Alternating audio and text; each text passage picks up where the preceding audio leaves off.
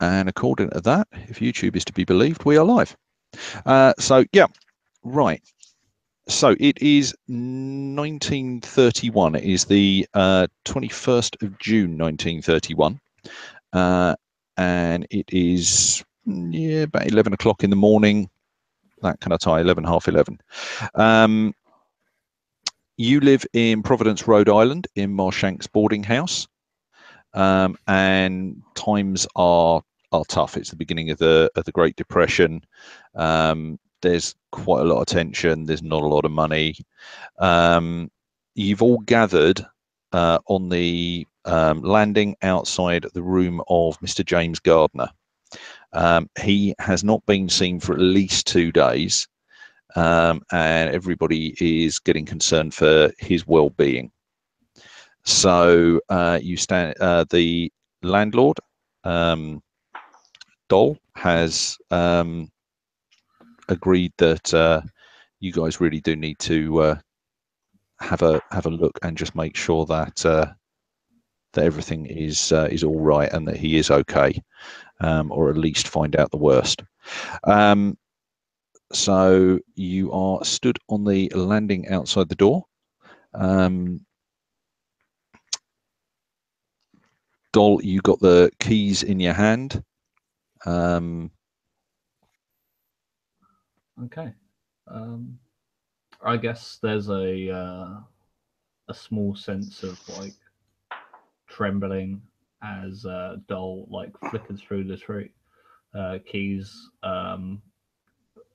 possibly worried about not only the fact that one of her clientele has gone missing, but also someone that she was reasonably friendly with. Like she's brushed off any questions with, oh, he's always doing his little projects. He's just he has his meals in his own room. Kind of brushing off any second thought of anything more dreadful than the fact that the man has been more interested in his work. She kind of takes a look around at who's also gathered on the landing. So get on with it. I've got all day. Because I'm getting paid for this.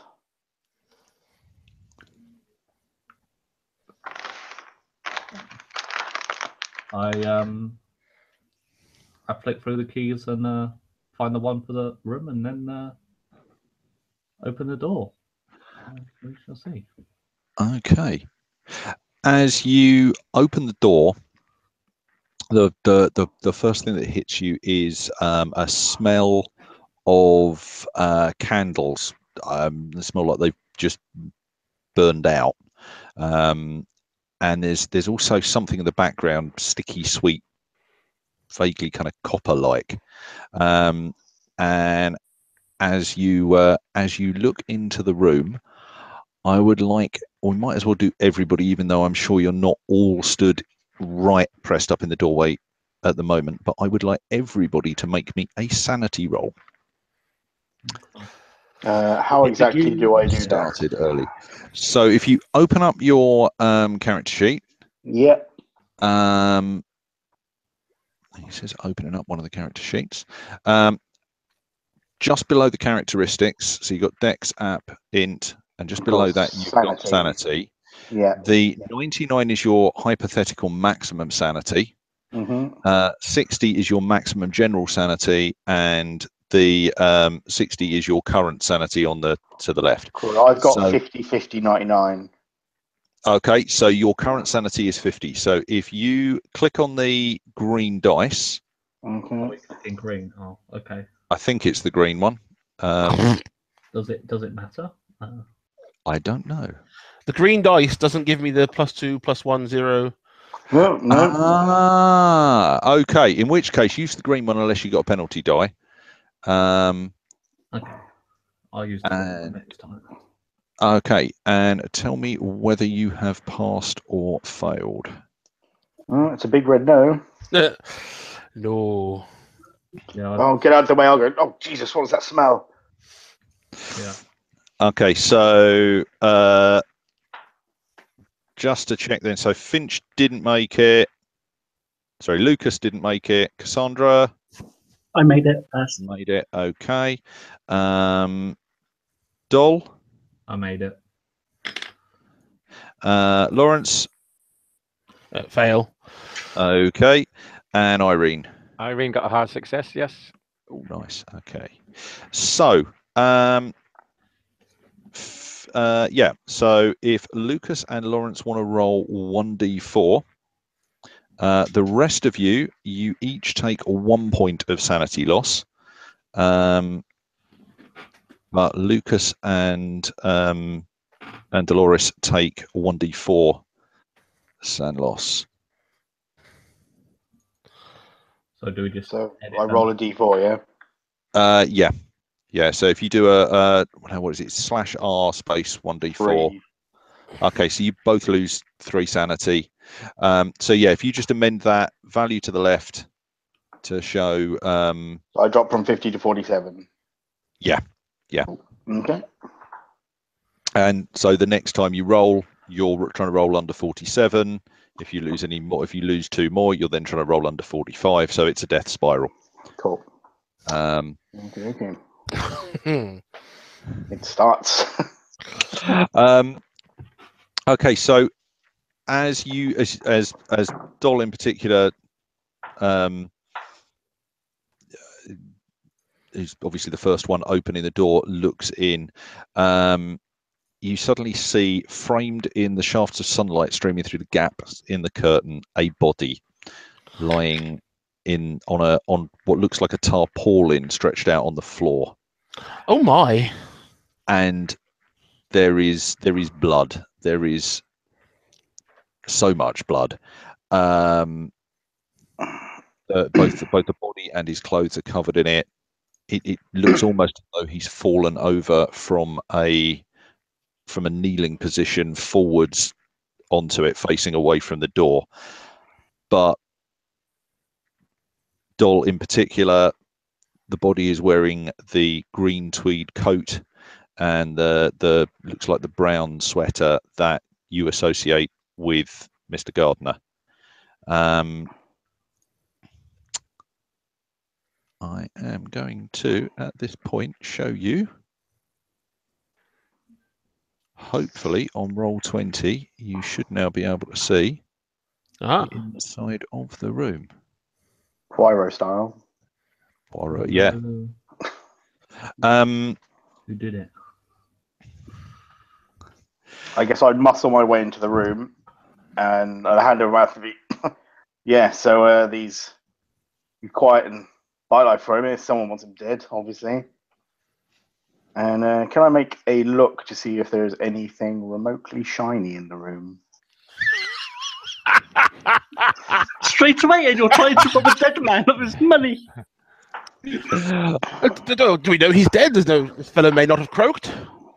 Oh, really? That much blood? Seriously? It might not be his. It could be someone else's. Hello, are you awake? If so, break 3 times. Anybody who is looking at the body, I'll start with that. Which I'm guessing, looking at the sanity rolls, Lawrence and Lucas definitely do. The head is just mutilated by really, really deep knife cuts. Just really quite horrific. Looking around the room, so you can see from the come on, let's get it on the screen in the right place. There we go. So going anti-clockwise, there is a wardrobe. It's a pretty decent looking wardrobe. All of the furniture in it looks really, really good quality. There's the bed, there's a bedside table.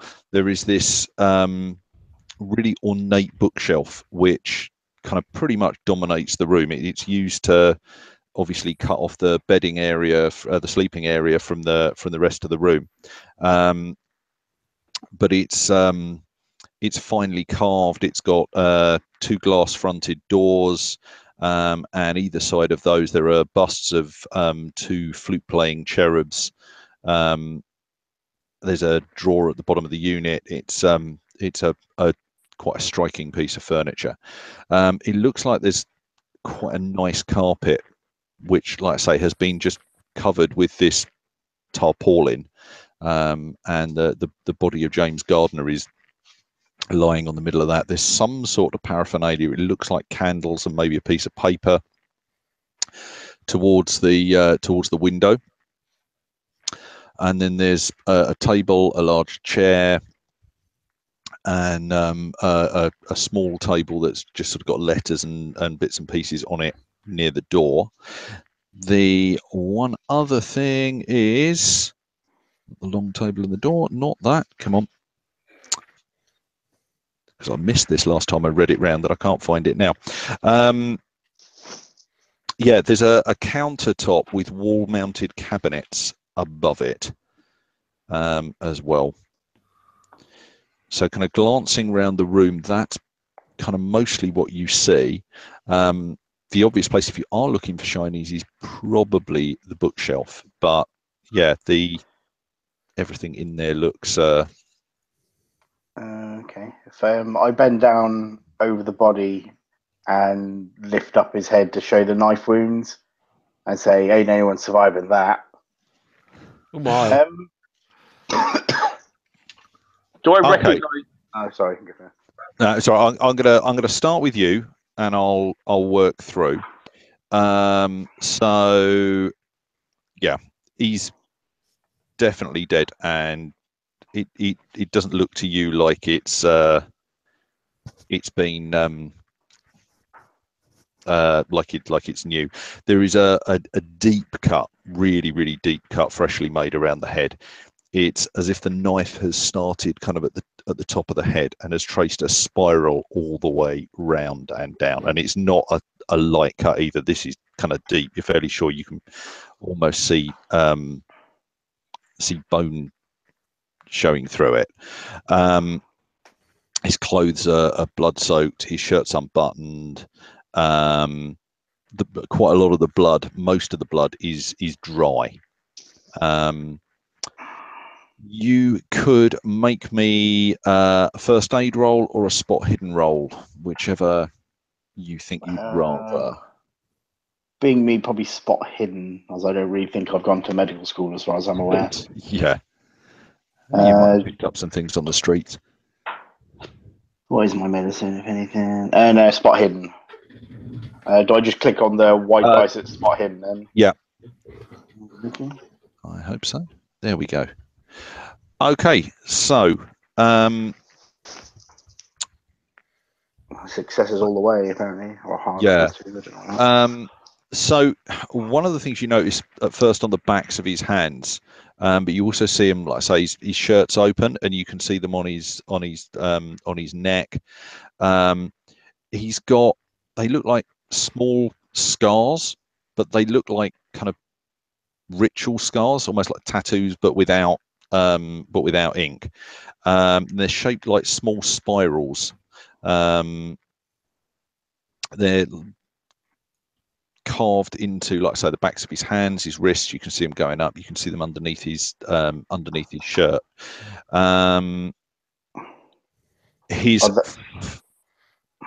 Sorry, go on. Are they as fresh as the big spiral on his face, or are these well scarred over? No, these are well scarred. These look like they've been there for quite a while. They're definitely scars rather than wounds. They aren't on his face or his head. And as you go to lift him up to double check, you spot something underneath the body in the congealed blood under there. Okay. Do I know what it is, or do I have to reach for it? If you have a look at it, it looks as though I'm not going to find. I thought I'd got a picture of it, and I haven't. It looks as though it's some kind of strange knife. It's not made of metal. It looks sort of like flint. If you get it out and actually have a look at it, you'd probably get a better idea. But it's like I say, it's covered in mostly congealed blood at the moment. Okay, so I'll be looking him over. I'll probably say, yeah, no wonder he keeps to himself. Look at these. He's up to some weird shit. And then I'd say, look at this. I pull out this knife and it's just dripping with dried ichor. And some freaky. I kind of just drop the knife as I kind of then go and stand in the corner, just kind of a little bit dazed as what I've stumbled into. Okay. Yeah. The knife is made of a sort of translucent. It's actually made of obsidian, and the handle's made of bone. It's a really really strange looking object. I'm gonna cut over to Cassandra. Yep. What are you doing as you enter the room? I'm basically going to look at the letters on the table. Okay. Right. Let me find those. Okay. Yeah. There's various kind of piles of organised correspondence. There's an attractive wooden holder which has got sort of pens and pencils in it and some envelopes, and there's a black hat at the far end of the table, a man's hat. If you look through the letters, there's a range of some that are unopened. Yeah. There is a note which I believe you would recognise. Yeah. And there's also what looks like an opened letter from James Gardiner's bank. Yeah. Should I actually take these out of the room and sit on the stairs and go through them so I'm not in everybody's way? You can lift the letters up and go to take them out. If nobody objects, then that's fine. I would have to object there. Dole puts her arm across the doorway to block Cassandra and go. A man has died, and you're more focused upon reading through his mail than the correct rights. This may actually lead to something, because since there's quite a lot of us in this room, I thought that it would be best to read these out of everybody's, to go through this out of everybody's way, so everybody else can have a wander around and take whatever they want. I mean, search for clues, etc., which is what I'm doing. Yeah, or removing some evidence, maybe. Lady, you're the one that has the key to this place. Perhaps we should be calling the police. See, that's not a bad idea. I was actually thinking that myself. Okay. How much do I... Oh, sorry. At that point would seem like a good time for somebody to hear small footsteps on the stairs outside, and a shout of, "Mum, did you find him?" I'm going to put the letters down, and I'm going to intercept the child. Okay. What's I'm going to cut to Doll and say, are you? What's Doll going to do? Because that's your 9-year-old son out on the stairs. Doll has her arm halfway across the door, and she's trying to block Cassandra from leaving with these letters. But as soon as she hears the sharpened pitch of Tommy's voice, she like spins on the spot and where is he on the landing? Is he on the He's same just landing? he's just about getting to the top of the stairs. You kind of told him not to come up, but you know he's heard everybody go into the room, and he's heard a kind of couple of shouts, because there were definitely kind of some gasps and shouts at the as you opened the door and found what was in there. So he's inquisitive lad, and he's coming up to have a look. And the proper use of language. Yeah, I would rush to meet him where the landing like intercepts that stairs, and like go on to like a kneeling to wrap my arms around him and go, oh Tommy, this is like she's trying to hold herself together for the fact that now her son has appeared, and also the fact that she's having to leave the room, and knowing fully well that the types that she has left in possession of the empty room, she will like kiss the top of his head and go, Tommy, what did Mummy say? But you've all gone in there. Can I ask? I'm going to suggest that Wesk, can you make me an idea roll? So basically an intelligence roll. Yep.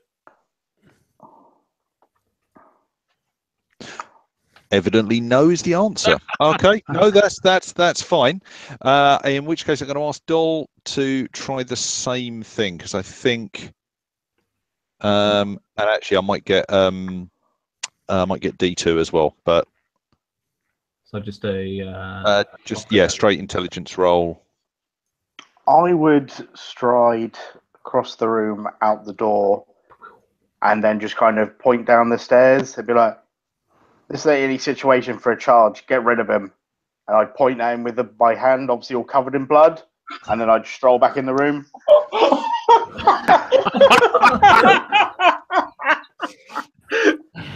And now the child's going to freak out. What I was going to suggest was, because Dol managed an idea roll. If there was at least one person has mentioned out loud that that somebody probably needs to go and get the police.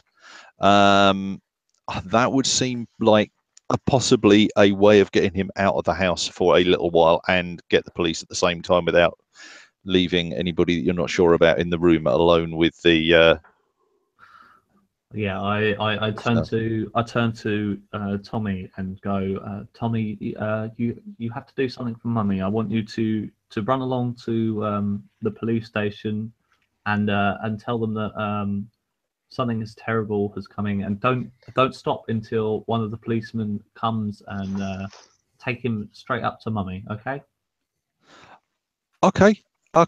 And he's kind of caught half a glimpse of Lucas and the blood, but he's not saying anything. So he kind of sprints off down the stairs, saying, "I'll come back with the police. Don't worry." So he disappears off and out the way. So Wesk, what's Lawrence doing? We're sure this is young James, yes. Yeah, I think so. Oh, I've shown him what's left of his face to you. Yeah. I'm gonna stroll over and open up the curtains. Okay. Might get some light on the situation. Yeah, and be careful not to step on the tarpaulin or in the blood. Yeah, it's a bit tricky, but you've got the bookshelf's quite high, so you can kind of balance yourself with that and get around and open the curtains. And you're not entirely sure whether it's better or worse with more light on the situation, to be honest. There's definitely more light, but that just means you can see a bit more. Can I see the titles of the books from where I'm stood? You can, yes, you can have a quick glance across the books. Just a along quick the scan of bookshelf. the titles, just looking to see what I can see. Yeah, okay. There are a number of books on finance and on banking. It looks like there's some travel books, but for kind of fairly obscure places. There are a couple of what you would consider to be more esoteric titles, including The Myths and Legends of Ancient Greece and Rome by Ian Behrens, and The Interpretation of Dreams by Sigmund Freud, which is written in German. The top shelf doesn't have enough books to fill it up, so there's a bookend up there, which is some bizarre looking monstrous thing. It's kind of halfway, some sort of cross between a human and a squid. There's a statue up there that's being used to do that. Yeah, ghastly thing. Yeah. I should say you probably don't want to touch that. It's probably some part of his God knows what was going on here. Meanwhile, I'm wiping the blood off my hands on his clean bed sheets.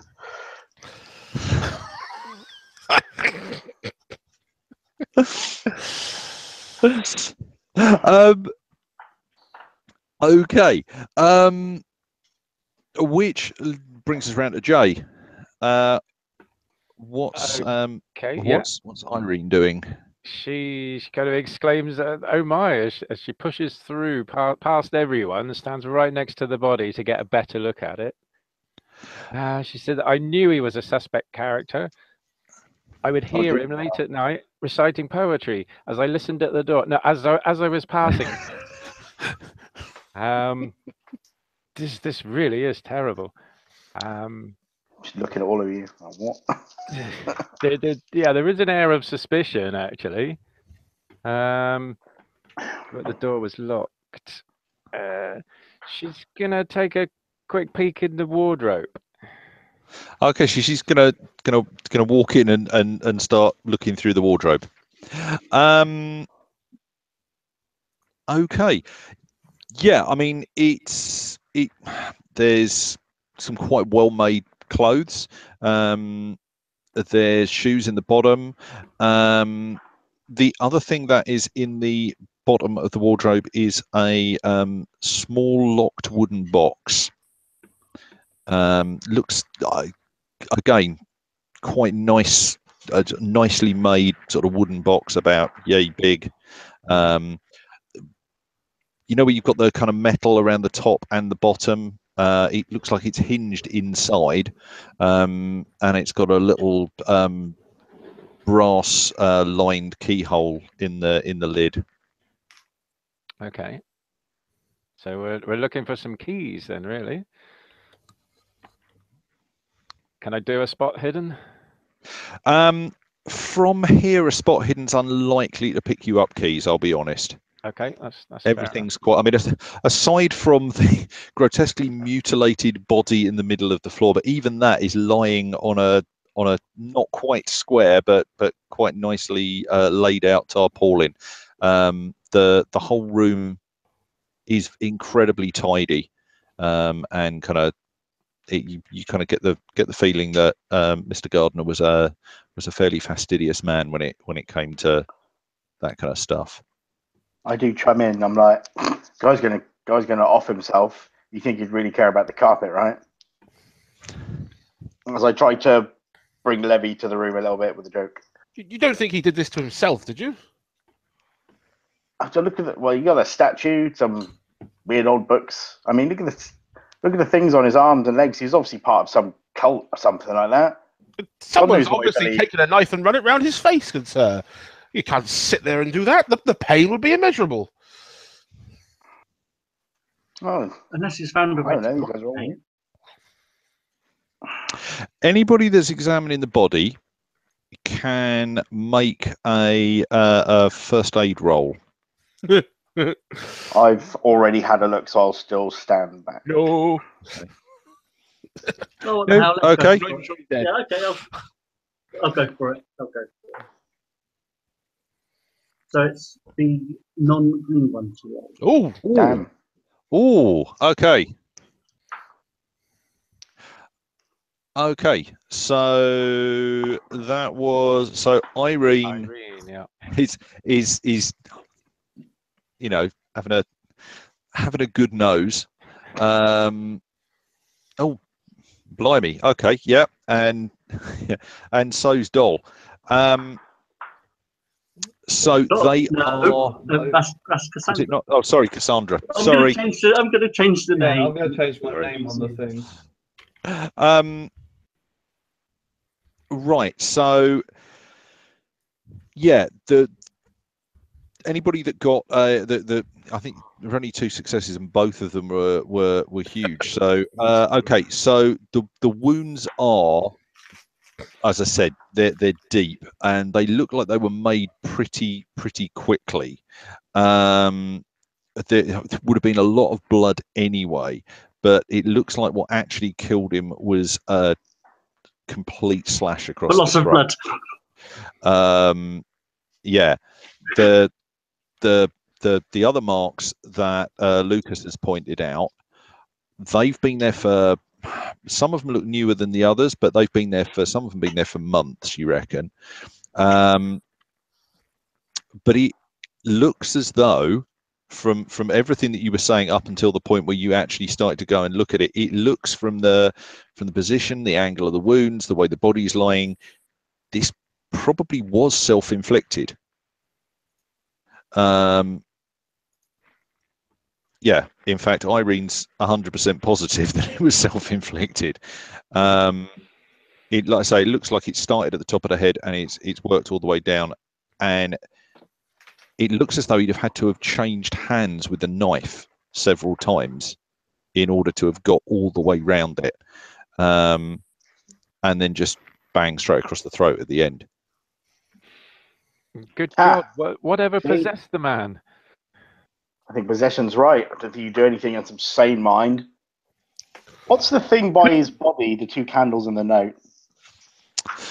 Okay, they are 2 black candles, which have completely burned out. But yeah, they were black wax candles. Cool.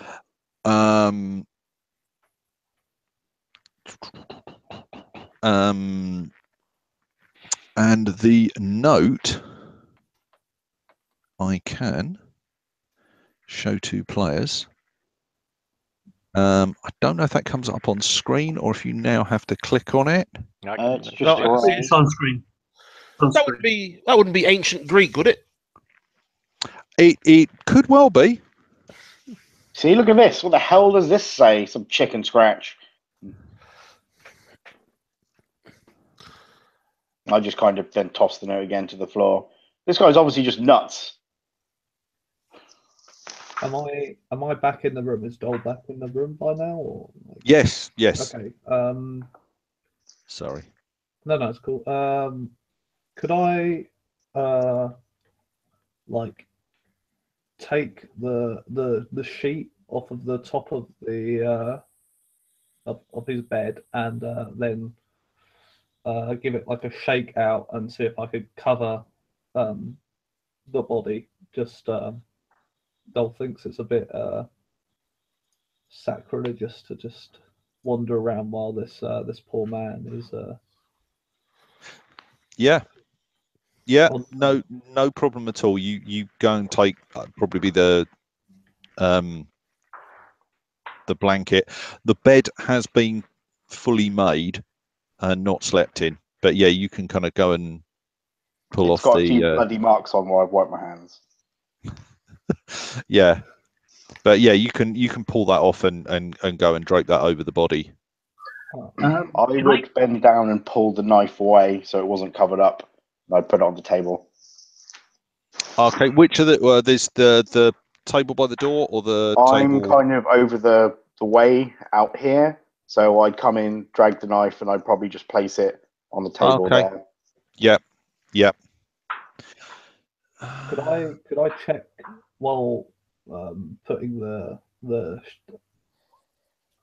thing over him? Is there any way I can just like briefly check his pockets? You can indeed. You can indeed. I'm going to go downstairs and see if blood is actually soaked through tarpaulin and the rug and the floor. Yeah, you can, if you want to do that, you can do that. It looks like it hasn't made it through the tarp. The tarp is pretty waterproof, and the blood doesn't look like it's moved off it at all. But I'm just going to see if it's soaked through it. Yeah, no, that's fine. That's fine, not a problem. So Cassandra goes off downstairs to do that, and Irene looks through James's pockets. Yeah, there's some loose change in there. There's a bit under $1.50. You find his wallet, and there's 2 single dollar bills in there. There's also an identification showing that he is, you already know who he is, but it just goes to prove it. There's also a keychain with a key for the room and a slightly smaller key on it. Be for the box. Yeah, it's definitely for kind of a cupboard or a cash box or desk lock or something. And there's an unlabeled packet of matches with 6 matches remaining. Do I, from where I'm standing as he goes through them, would I notice the keys and the keychain? Make me a spot hidden. Spot hidden. The green or normal die? It doesn't matter. Just a normal one. I don't know what that means. I assume I'm looking at 0. You got a fumble. What does that mean? So basically, no. That's fair enough. Do I just fall out the window? Yeah, no. It's you fail to notice anything of any note at all. I'm just staring at the guy's horrified, carved up face as it stares up at me as the sheets roll over. Yeah, subtly thinking maybe it was a good idea to put the sheet over there. Yeah. So Irene says any minute now the police are going to turn up, and there's the whole place will be a crime scene. I've just found what looks like a box key. I think it's best that we all see what's in there whilst we can. Why in the box? Yeah, key in the box. Well, why would we need to go in his box? This is an old building, Probably shouldn't really be messing around with things. Just see if there's any evidence of how this has happened. Friends. I don't want some other loons in my place. I don't want my family around. Dole has said a silent prayer for the departed, and now stands to a full height and turns to the group and goes, clearly James Gardiner led some sort of secret life in his apartment that not many of us had any privy to. I suggest we at least open the box. Perhaps it will allow us a little insight into what occurred, and he's dead anyway. As far as he's gonna care. And she shoots a glare and goes, "You should not speak ill of the dead." But at any rate, perhaps we can do somewhat of a sleuthing and aid the police. And then she hands over the keys to Eva. Who has the box? Well, it was in the bottom of the wardrobe, isn't it? Did someone? Yeah, or... No, I think you left it in the bottom of the wardrobe, but you saw where it was. So I'll just walk over, snatch the key out of her hand, and go to the box. Fair enough. Well, someone's going to get his rent doubled. While they're messing around with the box, can Yep. I read the note? You speak Greek, don't you? I do speak ancient Greek. In which case, Well, there we go. you can. Right, let me just go. Oh, you know what? I'm just going to make it visible to everybody. It's easier that way than trying to work it out. Oh, whoa, hang on. Right, how do I get rid of that? There we go. All right, show to players. Okay, the Strange Note translation should now be. So, like I say, at the moment, Lawrence is the only person that can actually read that. Do I recognise the name with my high occult score? No, I don't think you would. That's more of a Cthulhu Mythos score. Okay. If you make me, make me an occult roll, and if you get kind of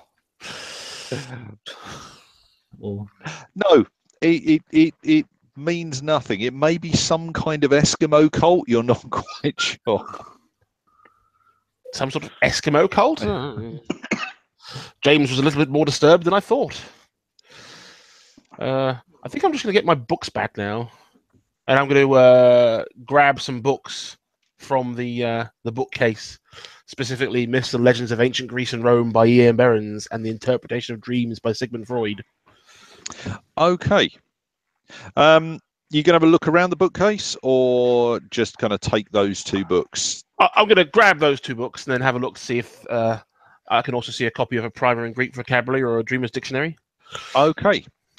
In which case, I'll cut back to who was going to look in the wardrobe for the. That'd be me, Lucas. Okay. So Lucas finds inside the box. I kind of pull it out, dump it on the table, and then just open it and fling the lid. Okay, make me a spot hidden roll. Bang. Okay. Also, make now. It's not sleight of hand. I'm trying to remember what the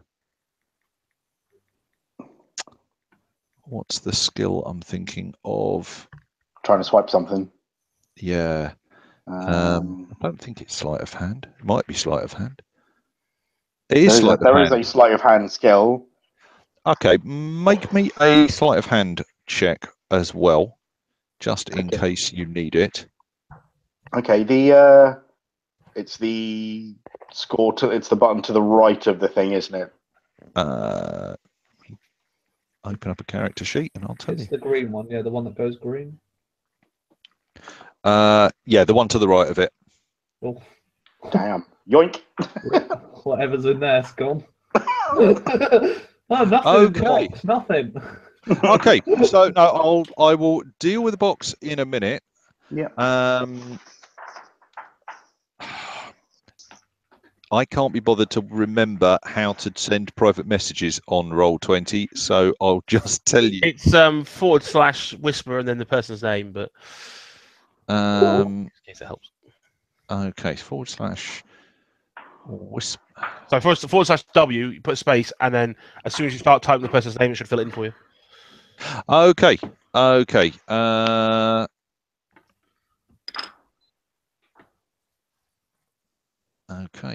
Because if you've got anyone's pictures up, you can do a whisper that way. Ah, yes, that's true. Oh, it's Facebook Messenger as well. Good, yeah.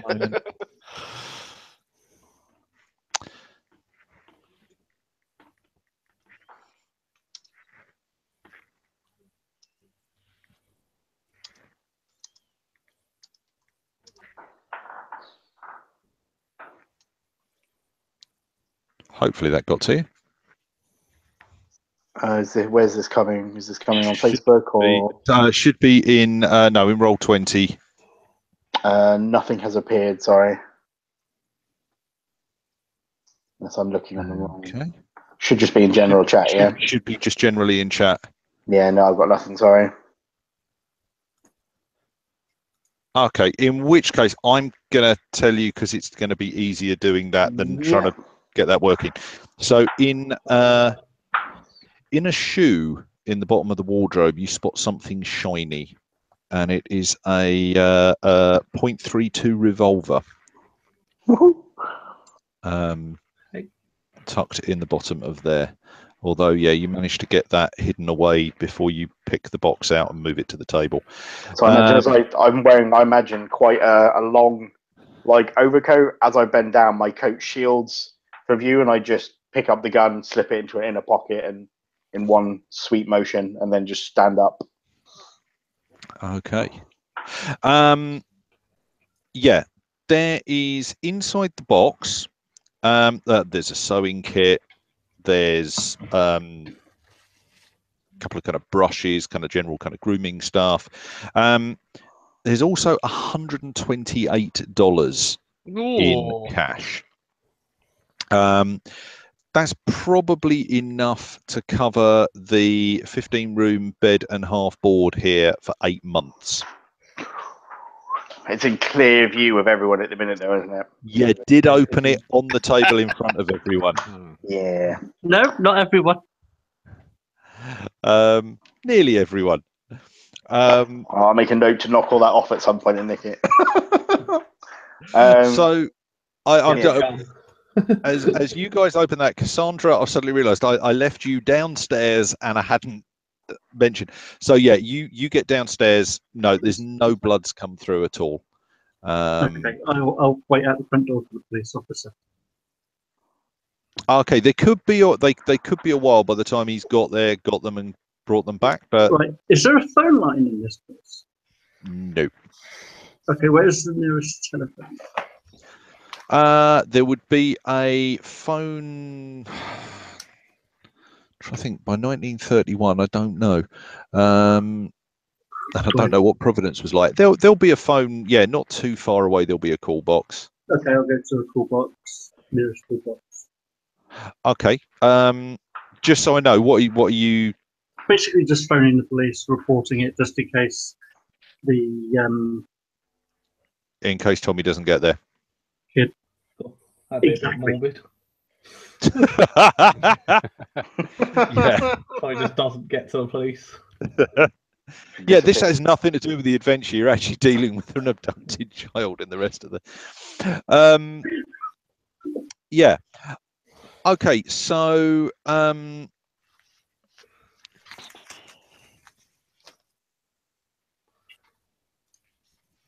okay. Who was looking at? It was Lawrence who was looking at the bookcase, wasn't it? Yes. Can you make me an intelligence roll? Could I just ask? Yeah. Did Cassandra walk out with those letters? No. No. You left them. I left Yes. them. Okay. Do we get a reroll?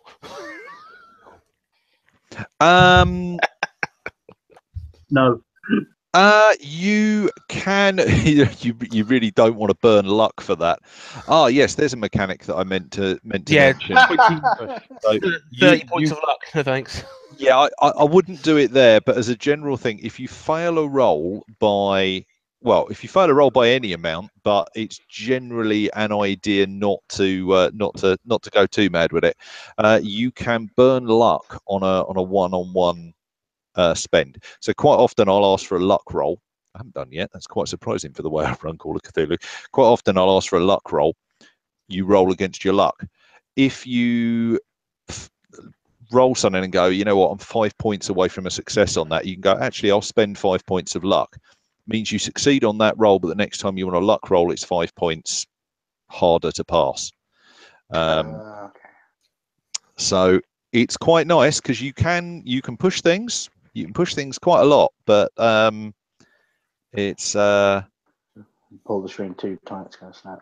Yeah. Yeah. Eventually your luck will run out. And that can be fairly catastrophic. Your one other option there, don't feel like you have to do it, but your one other option there is you could push the roll. So you could tell me something else that you're doing. You make a re-roll. You can't spend luck on the second roll. And if it goes wrong, I will suddenly panic because I'll have to think of something bad that happens as a result. Oh yes, I would definitely like to push the roll. I'm specifically looking for the Dreamer's Dictionary. I'm going to start pulling books out and looking behind them, or seeing if there's like a secret hidden shelf somewhere that I can't see, because I'm quite eager to get my copy of my book back. Okay. Make me another intelligence roll. Oh, nice. Okay. That was good. So, like I say, there's a glass front to the bookcase. At the bottom, there's a drawer. You've opened the drawer. There's some paper in there, and there's bits and pieces, but there's nothing really. There's a couple of card games and things.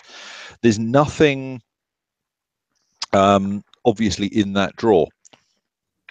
As you go to close the drawer again, you look at it and you think there is too much of a gap between the drawer, at the top of the drawer, and the bottom of the shelf. You know, you said you were looking for something hidden, or there's just too much space there. I'm going to pull it out and see if I can stick my hand in and find anything. Okay, you pull the drawer out, put your hand in, and it just comes up straight on wood where you'd expect the drawer to, where you'd expect the shelf to be. There's a gap, but you can't get into it from the bottom of the drawer. I'm going to go around the room, but you can make me a spot hidden, or if you've got woodworking, you could make me a woodworking roll. It would be under craft. I doubt if you do, but no, this is not one of the crafts I have. Is this open to the floor, or? Never mind.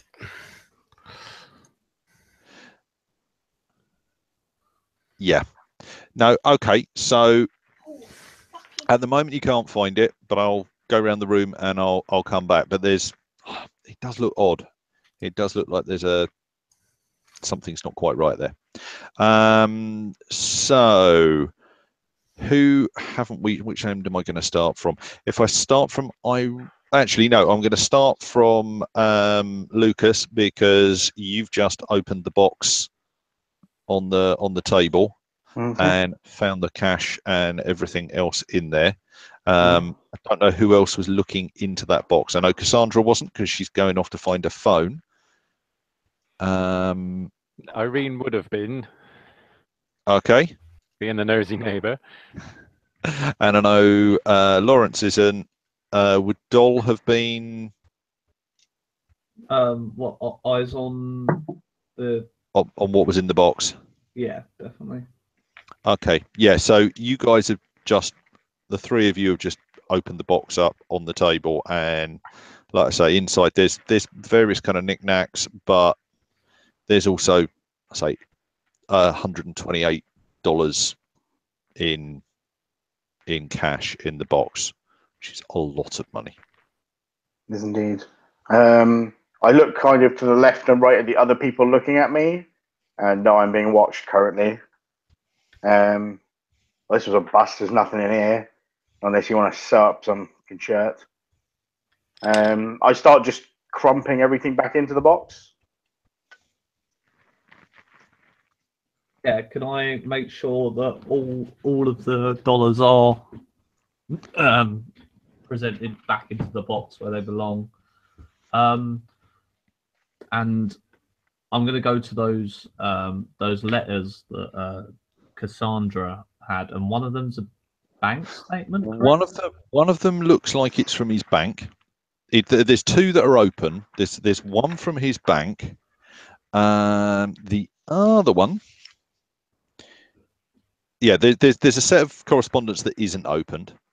There's a letter from his bank, and there's another one in handwriting, maybe an intelligence roll. Okay.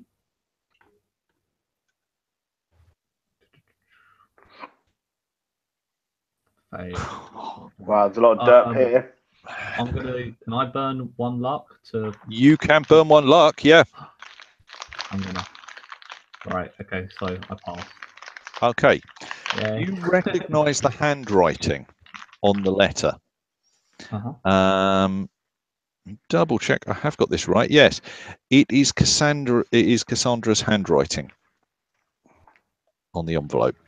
Oh. Is Cassandra in the room? No, she went downstairs to go and see if blood had soaked through, and has actually gone out to go and find a phone box to phone for the police. As we all know, it's not okay when someone else is being nosy, but when you're being nosy, it's okay. So I'm gonna run my first. I'm gonna look at that letter from the bank. Okay. You've revealed that this man has vast sums of money. I'm questioning, did he take it all out in like a hurry or something? Was he planning on? The letter is from his bank manager. The bank is in Scotland, of all places. And the letter is regarding dwindling funds in his account. It's dated about a month ago, and it warns that unless measures are taken to address the situation, Gardiner's account will be cleared out within the next 6 months. Okay. I'd take note that perhaps how long was this letter correspondence sent? A month ago. About a month ago, yeah, just under a month ago. I take note that perhaps around 1 month ago, this seems like the time that he withdrew all of this money. The bank is a Scottish bank, so the letters come from Scotland. Oh, it might have been so time before that. It would have. Well, the letter was written about a month ago, but it probably only would have arrived in the last week, maybe 2 weeks at best, but probably only in the last week. Possibly with the money, or it didn't look. No, it didn't look like it had. The envelope doesn't look like it had space for any extra money in it. Okay. And there's no mention of that. It's just simply something saying that the funds in your account are gradually getting lower, and we think we need to warn you that at your current rate of expenditure, they will the account will be empty within about 6 months unless other arrangements are made. Okay. And sorry, what are the other letters that we have? We have the bank one. We have the Cassandra one. There's a set of various letters which are unopened. So the bank one was opened. There's some postmarks from Scottish and English senders. There's some from New York. Without opening those envelopes up, you won't know what's in them. Okay, so I turn to the group of people and I go, those curious about the fate of James we should band together and sleuth of what happened to our fellow board mate and friend. And I can I take the keys back out of the box and put the letters onto the bed? And I go, perhaps some of these letters will shed light into the matter. And I think it's fairly obvious what's happened. Well, I mean, do you know why he would have ever done this? To me, James seemed a sensible individual. Obviously gone a bit strange. No, one doesn't normally fall this far by themselves. He's always had some odd, bizarre influences. I, for one, don't really care to get involved in them. I mean, the man's dead. What more can we do? Well, this is not a normal case of murder. This man has been forced into the realm of insanity by something. He's something we don't know. Yeah, something we don't know, and perhaps if we find out, and who knows, maybe he did get murdered. Maybe someone's made it to look like self-harm and this weird occult, and perhaps one of us is next. Who knows? Yeah, if we go traipsing after the guy that did this, I don't fancy waking up blood-filled on top hole, and thank you very much. Let the police do it. At least they get paid for it. I make note that everything seems to somehow find its way back to money with this individual.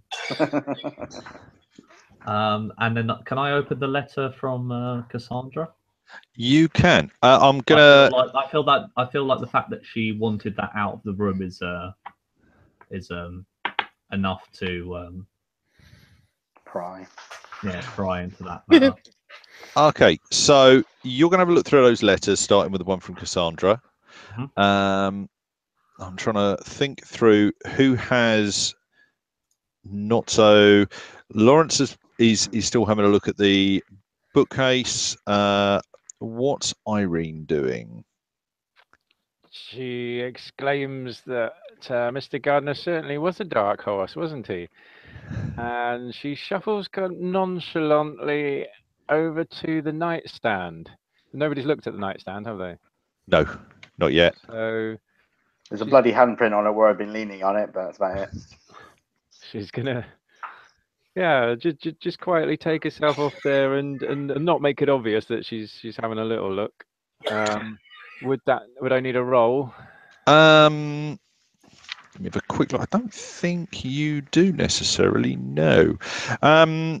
Okay, so there is a desk lamp on there.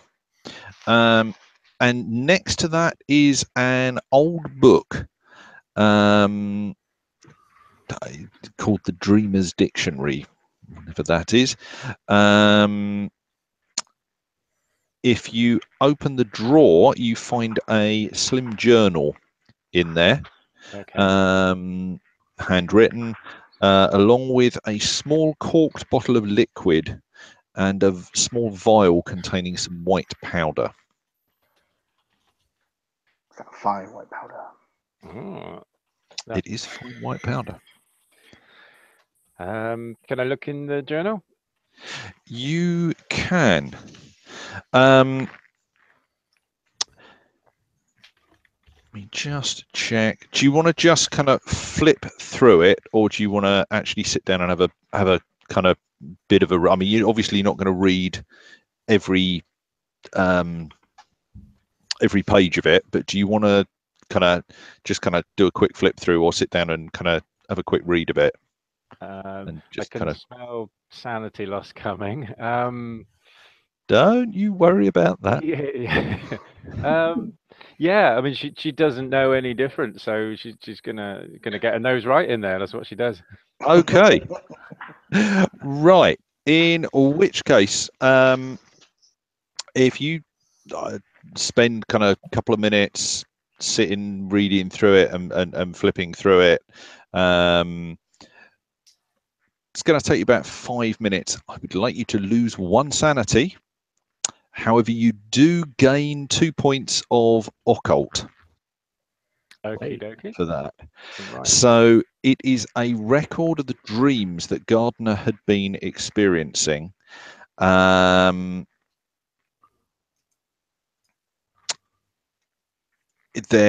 are extremely bizarre. Right. What occult score do you have, including the 2 points that you've just got for the initial reading? I'll be generous. That would be 7%. Okay. Well, you can always roll on it. It's unlikely that you're going to manage it, especially with the way that this thing's going. Yeah, But yeah, I'll roll.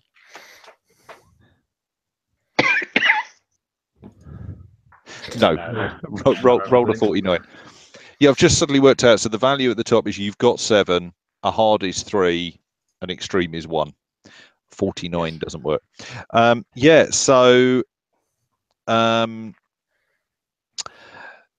he seemed to be obsessed with returning to the dreamlands, and seemed to be frustrated that he couldn't get there in his sleep. Entry after entry after entry is simply filled with no dreams again. And then towards the end of the journal, there are numerous description of weird and vivid dreams where he talks about meeting a powerful being who has promised a path into the land of dream if certain rituals are performed. Harvesting. Okay, she Yeah, doesn't what? really. No, doesn't what? see Oh, go on. The one other thing is that there are various points where he says that the dreams, these vivid dreams, made the tome, mentions it various times, more understandable. Again, you no understanding of what that means, but yep. Okay. Irene's going to communicate that to the rest of the group. She doesn't see the value in keeping it to herself, really, and it might help to help everyone to understand what's happened here. So just so we're all on the same page. Cool. I would come over to the nightstand. Is the drawer still open? Yeah. Yeah. I look at the powder and the bottle. Is it like a cork bottle or a screw top? It would be a small. It doesn't say. Oh, yes, it does. Corked bottle. Is it a clear bottle? Or is it like just ceramic? It's a glass bottle. Yeah. I pick it up, swirl it, uncork it, and take a sniff.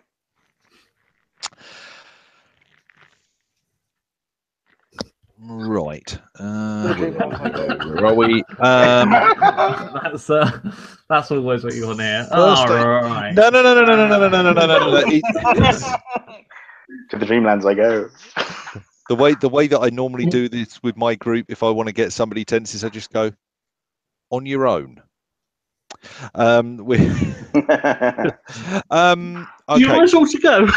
You can make a hard no roll, a regular first aid, medicine, or science pharmacy roll. I am. Yeah, I think we're gonna. I think we're gonna go with that.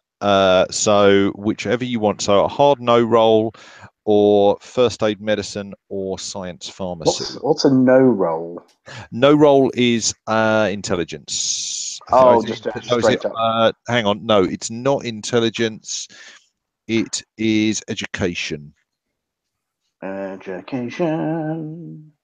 Being unemployed, that's probably not on my list. Education.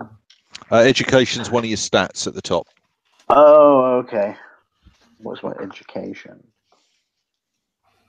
Education, I'm going to assume, is EDU. Yeah. So is it a hard education or? Yeah. So you'd need to roll 20 on education, or my first aid is 30. Again, first aid, medicine, or science pharmacy, which doesn't really fit Lucas, does it? So we'll go. Yeah, probably first aid's your best bet. Okay.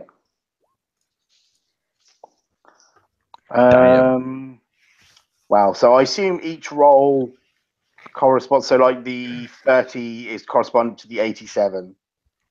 Yeah. Cool. I was looking for 30, but I got an 87. Yeah. Okay. So yeah. What does it smell like, or is it just like a strong vapor? It's a strong, kind of medicinal smell. I look back and kind of scrunch up my face recorking. I'm like, God, no wonder he's writing this stuff in the journal. Smell that. He's obviously medicating himself. I put it there. I put it back in the drawer. Like Edward Stone. Is there any way like Dole knows what this thing is? You could make me basically the same role, so either a hard education role, or first aid, or medicine role, or a science pharmacy. First aid or where's medicine? I guess it's going to be a first aid role. Bang. Oh, bang. That'll do. I'm going to let you tell. I'm not on a crit. I'm going to tell you what they both are, but I'm going to ask you to tell me how you identify, how you know what either laudanum or cocaine, let alone both, appear like. I left the powder alone because I don't want to incriminate myself. I guess a while back, Dole rented out one of these rooms to a rather down on his luck individual who couldn't quite make the enough money to pay for the deposit for the room, and after a while it came to her attention that perhaps he was not the most savoury of individuals, and that is her experience of the substance. Perhaps not as pure as this, and not as refined. As refined, maybe, but the same like heavily medicated scent, and like the neurons connect, and she remembers that having to like kick out this individual. Yep. Okay. You have identified laudanum and you've identified laudanum and cocaine.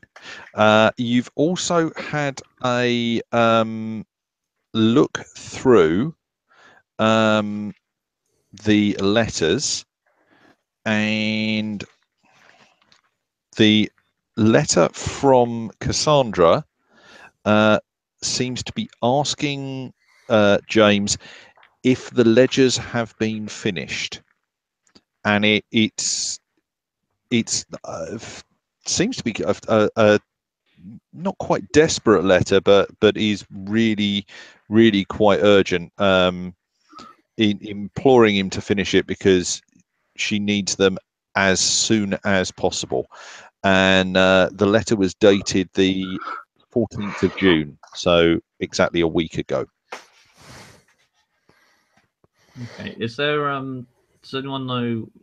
Do I know what James's occupation was? He didn't seem to have a job, but he was always on time with the rent. He was always well turned out. Looking around the room, all of the furniture is very nice.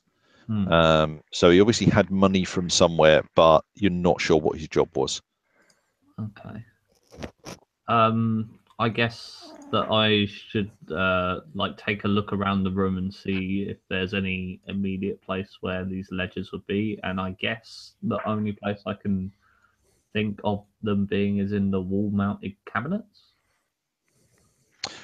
Okay, that, or I will point out, especially given where you're stood by sat on the edge of the bed and right by the nightstand, there is this huge bloody great bookshelf next to you. Yeah. Oh wait. Oh, I thought, are the ledgers like? Can I like look first through the bookshelf that has been like rummaged through to see if there's any of these?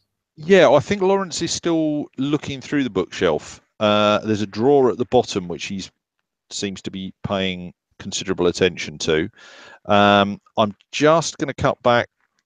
I'm aware that I may not be keeping track of what people are doing. So if I've missed you for a while, let me know. Cassandra, you got out to the phone box. You phoned the police.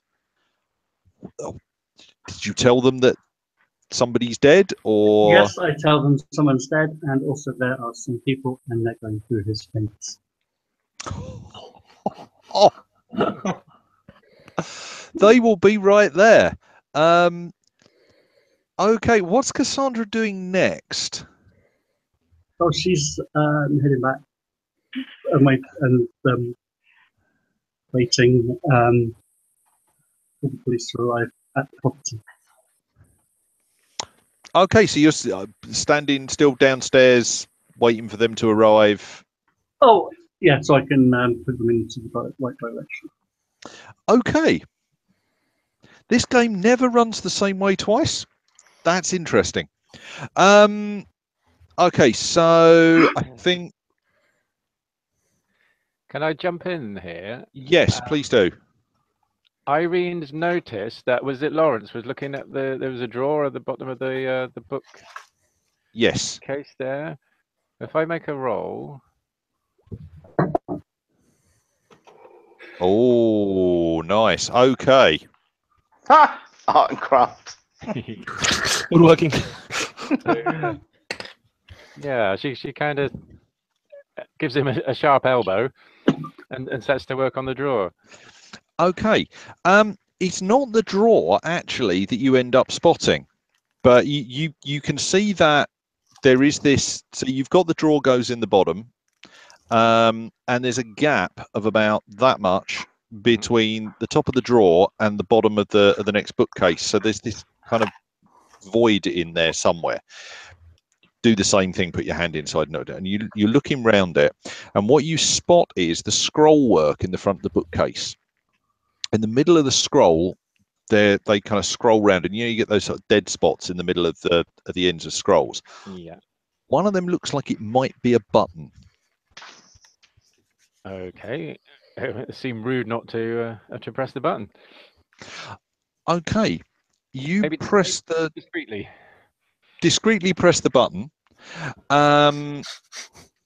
So I just let me just go through this and make sure. So Lawrence, Irene, and probably by this point, Doll, how are pretty much round, trying not to step on the remains of James Gardiner or the tarpaulin at the front, looking at this.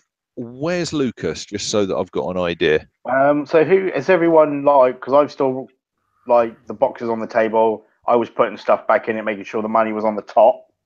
And I was kind of being quite slow, waiting for everyone's attention to kind of disperse to something else. Has that happened, or am I still being eagle-eyed?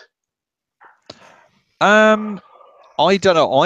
I'll be honest. I'd assumed that the box had already gone back in the wardrobe and the box was shut when everybody went off to do the next bits. But I don't know. I'm not. That's what did other people feel was there at that point? Because I'm not going to overrule that. You know, I have no interest in the box whatsoever, so I'm paying no attention to it at all.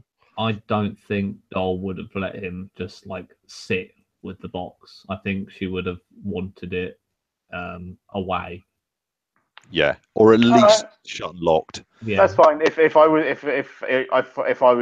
I couldn't drag out any longer, I would kind of lock it up and put it away. But I'd slide the key into my pocket. Okay. Yeah. No problem. So you've done that. They've gone round and they're looking at various things. So all three of them that are still in the room are around the front of the bookshelf. Is there anything? It's getting a little crowded, so I would probably step back to the door, to be honest. Okay. No, that's fine. That's fine. Okay. So Irene presses this little button and you hear a click. You don't see anything, and it sounds like actually it doesn't sound like it's this side of the bookshelf. I'll wander around the other side of the bookshelf and have a look. Okay.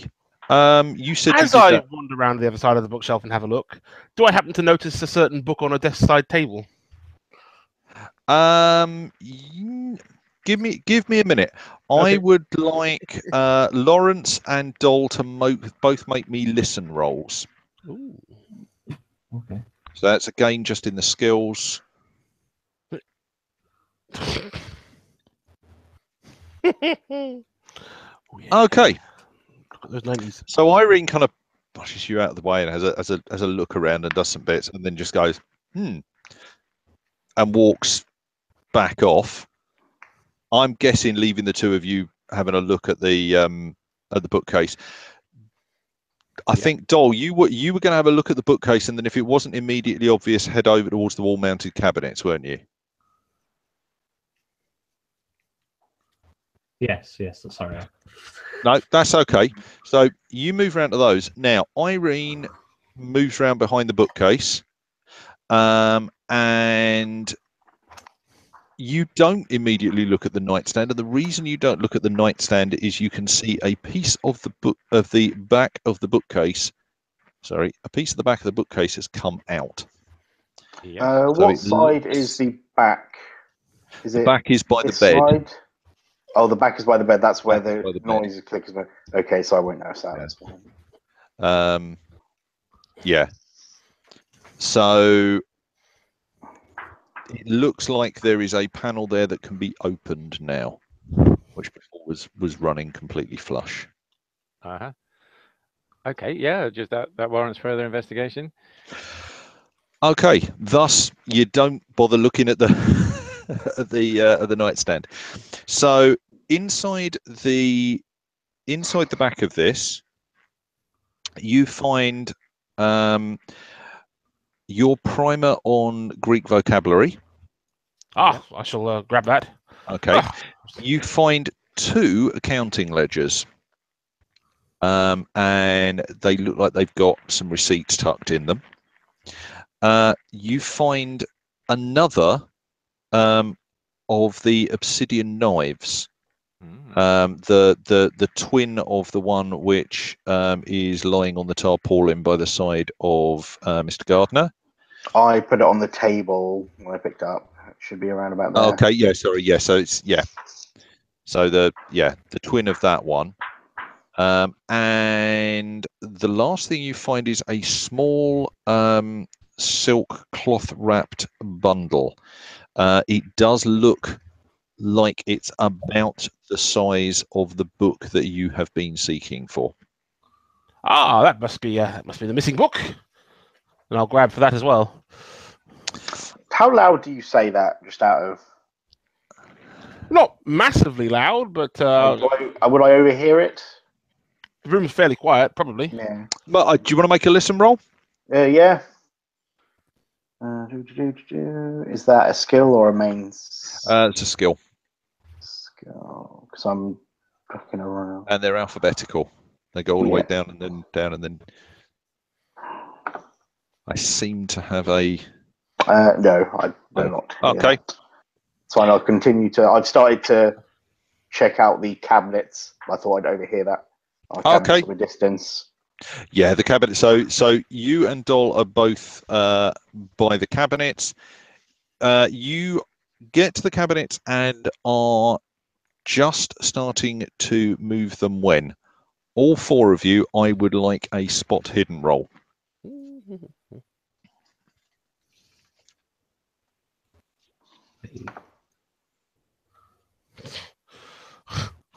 Really? Right. So what allows me to re-roll? On a spot hidden, on this particular spot hidden, nothing. The fact that it's don't worry too much about it, and there's no way you're going to burn that much luck on trying to get that. I'd have to burn a 1 per number. Okay, yeah, it's fine. Yeah. 70, man. Okay. So Irene made that, and whoa, hang on. Old did as well. Okay. Right. Okay. The 2 of you from where you are, actually, so Irene is by the front of the bookcase, and Doll is by the wall-mounted cabinets. And there is a dragging sound from the floor behind both of you. And the blanket that is lying on the floor starts to move and starts to rise. As in levitate? No, as in James Gardiner is now standing up.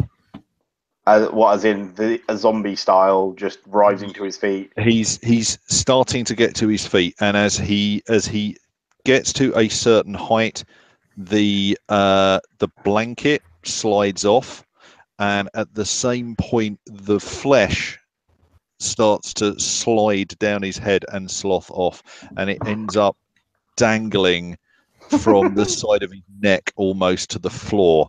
No. Just chunks of bloody flesh still attached in pieces to the outside of the skull. Right. And I don't see this in the reflection of the cabinet. Not straight away. You will very soon, because I'm guessing somebody's going to make some noise any minute now. Yeah. Especially as the eyes, which are still somehow attached to the bone sockets, swivel, and Irene, you are positive they're pointing straight at you. I would like the two of you that made your spot hidden roll.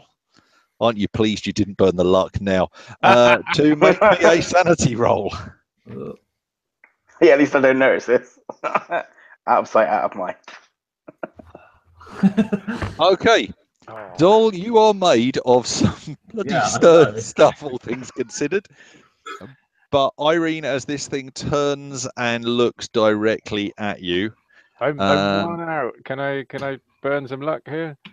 Nope, not on sanity rolls. No. Oh, okay.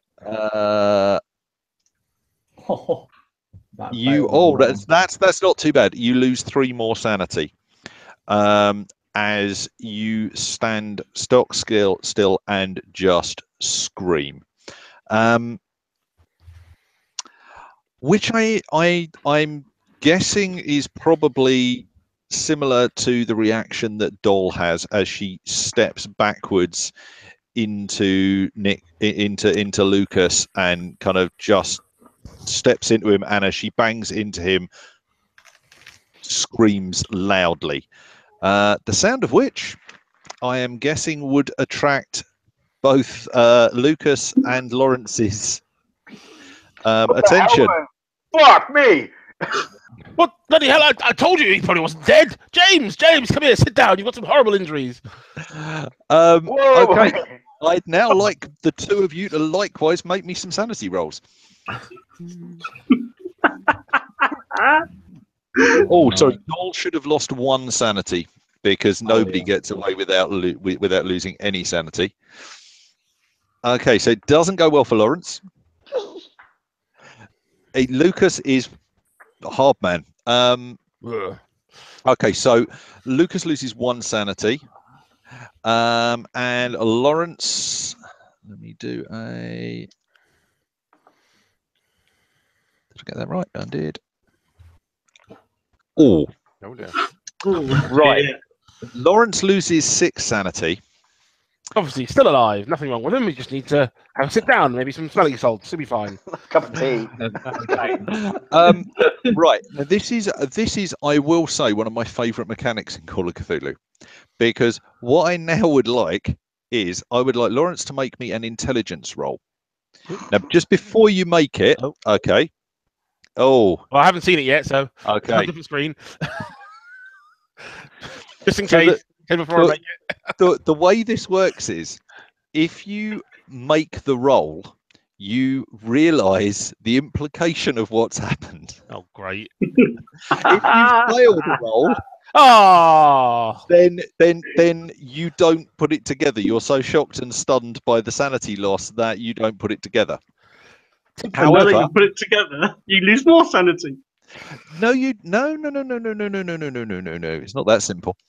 Oh. So you are now temporarily insane, which, to be honest, is likely to last, I think, for the rest of the.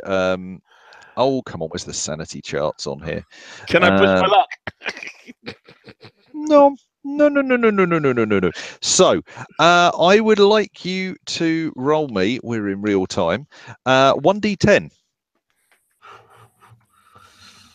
Smell you later. Bye.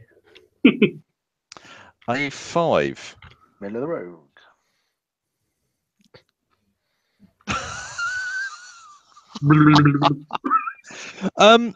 Okay, that's interesting because I don't know your backstory. We're gonna have to come up with a backstory immediately for this.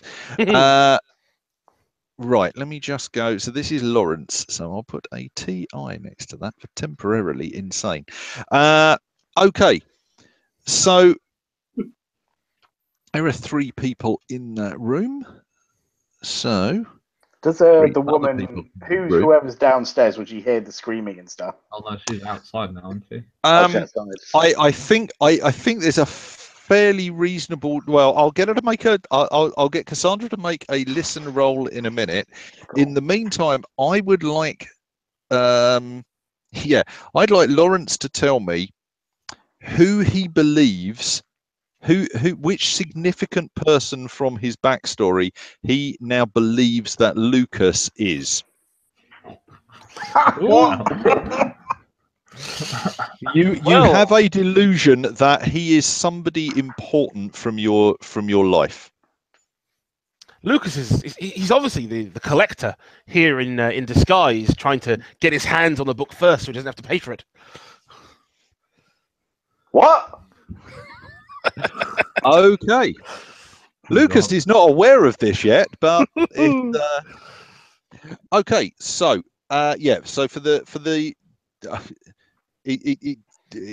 you kind of look around the edge of the bookshelf, and I'm going to say, you drop the books on the floor in front of you that you were holding in your shock, and you look down at them and then look back up, and you see not only this horrific thing in front of you, but also that bastard from across town who somehow managed to get in here, and he's going to want to reclaim the books that are lying at your, or steal the books from you, just as you found that buyer. So you're going to have to stop him from doing that. At which point, I think we're going to go into combat. So I'm just going to, what I normally do is just run combat according to Dex. Anybody with a readied firearm gets plus 50 to their Dex. So By ready, that would be drawn and pointed. If you've got it out and you've got it in your hand, then Cool. That will go. If it's hidden in your coat pocket, you don't get that this turn, but once it's out, you get a 50 bonus to it. Fair enough. Okay, so Irene, I think, gets to go first. With the 80 decks, yeah? Yeah. Okay. Do you need me to roll a listen check? Oh, yes. Roll me a listen check. I've got to say, this it's not going to be the world's most interesting game for you, but you could well be the only person that survives the entire thing. Call of Cthulhu waiting for the police. With a cup of tea quietly. yeah. So the kettle's boiling. I'm sipping tea. Cool. let the professionals do their job. Yes. Wait for the professionals, Cody and Doyle. I will say, if there's any gunfire, I think at that point you're likely to hear it regardless. Right. I mean, what I would say is you maybe hear some screams, but you're not sure whether or not where they're coming from. They might well be looking down this road to see whether or not they're coming from down the road or something. It's nice out here on the porch with a nice cup of tea. Herbal tea and a And a biscuit, yes. And a Mr. Garibaldi. Okay, so Irene, what are you going to do? I mean, this thing is pretty much in front of you. Okay. Hasn't made any aggressive moves towards us yet, has it? No, all it's done is stood up, but it has turned to look directly at her. Okay. Okay. Irene's unarmed. It's just a case of taking a swing, really. You could take a swing. You could run away. You could run out the door. Yeah, she's quite a feisty old bird. She is going to take a swing. Okay. Am I rolling on the unarmed? So yeah, you roll your brawl skill. So the creature gets to. Oh, okay. The creature was going to get a fight back. So, quick explanation. Basically, you're rolling, and then the creature in a standard fight. Okay, so if the creature's having to go at you, you've got the choice of whether you can fight back, whether you want to fight back, or whether you want to dodge. If you choose to dodge, if it gets let's say it scores a hard success and you choose to dodge, you need to get a hard success on your dodge roll in order to dodge it. If you choose to fight back, you would need an extreme. So on a dodge, you need to equal its level of success and you dodge successfully. If you choose to fight back, you need to better its level of success. And if that happens, you then do your damage instead of it doing it. But that's if it engages you. If you swing first, does it then have to do those? So yeah. So in this case, this thing will do a fight back every round. So in this case, you've scored an extreme. Yep. It can't go better than extreme. So I'm not even going to bother rolling for it. It's managed to. You've managed to hit it. Yep. But it's that thing of, so when we get into further rounds, that's the way that works. So you can choose to dodge, which means you only need a normal success. You can choose to fight back, but that means you need to better its success. Mm-hmm. But on an extreme, you can't better it can't better your success. So yeah, Irene, let's rip at it. I think there's damage at the bottom of the character sheet. Yeah, it's giving me the damage as 5, which is my 1d3 plus the damage bonus, and hers is a 1d4. So I'm just Can you do that 5? Yeah. Okay. Oh yeah. Yes. Okay. Cool. Right. So you do 5 points of damage to it. I am. Now. Okay. So you're just generally slugging it. Yeah. In the absence of anything else. Okay. You hit it. Tell me what you do. Okay, it's more out of panic and shock, really. It's an adrenaline reflex reaction to this almost indescribable thing in front of her, and she just lashes out. She goes for the head with an open hand and almost kind of cuffs it around the ear. Okay.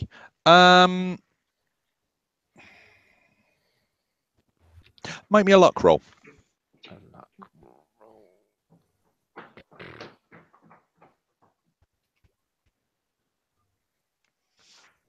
Okay. What you said, you don't actually hit it in the head, but you go to and you smack into its upper chest. You misjudge it in panic. It feels like it doesn't feel like flesh. It feels almost like stone when you hit it. What I would like you to do is also make me actually everybody except Lawrence. Everybody make me a spot hidden roll. Spot hidden.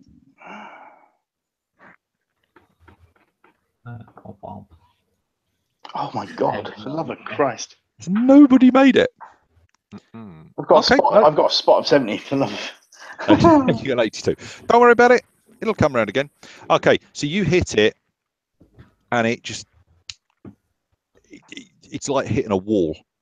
You know, you don't actually take damage, but it's like how.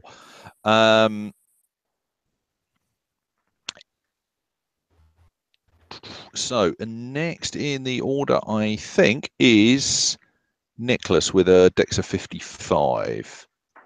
Sorry, not Nicholas, Lucas. Okie dokie. I've played So this with can different character names before, and I've got those on my sheet, so I need to change them. Right. So can I move that sort of stuff, or is it just attack? You can move. You can move to attack. You can move to run away. You can basically tell me what you want to do in this combat round, and we'll work out mechanically how to. Cool. do Is that. there anyone around, or do I have like a clear line to him from where I'm standing, which is kind of over here by the cabinets? Yeah, I mean, Doll kind of stepped back into you and screamed, but she's not really in your way. So no, you can step out. You can just step forwards and attack if you want, or step forwards and try and get past him, or however you want to. Okie dokie. This guy's face is just like sloughing off as if he's been like through a microwave. And it's pretty terrifying. So all I can think of is to grab the knife that's on the corner here and shove the blade into his forehead. Okay. So I step forward, put my hand kind of behind his back, and then just plunge the knife into like his eye. Okay. From behind. He's got his back to you, but you can. Oh yeah, all right. I'll just into the back of the head then. Okay. Are you particularly going for the head? Yeah. This thing, it seems the most lethal. Although I don't know what to believe, but mine is just like just get it out and over quickly. No, that's fine. That's fine.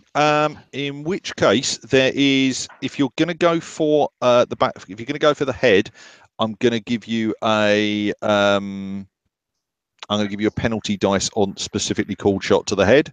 Okay. But that's fine. Go for it. And so right, what do I do? Because I'm actually wielding a weapon. I think we still go for fighting brawl.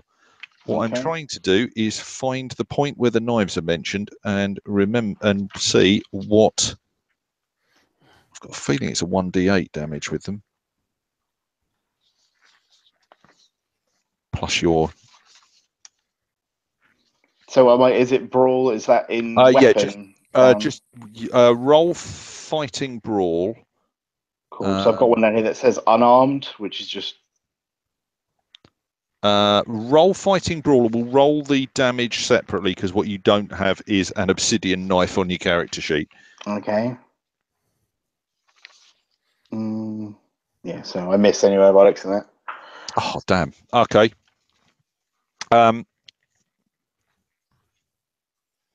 Okay.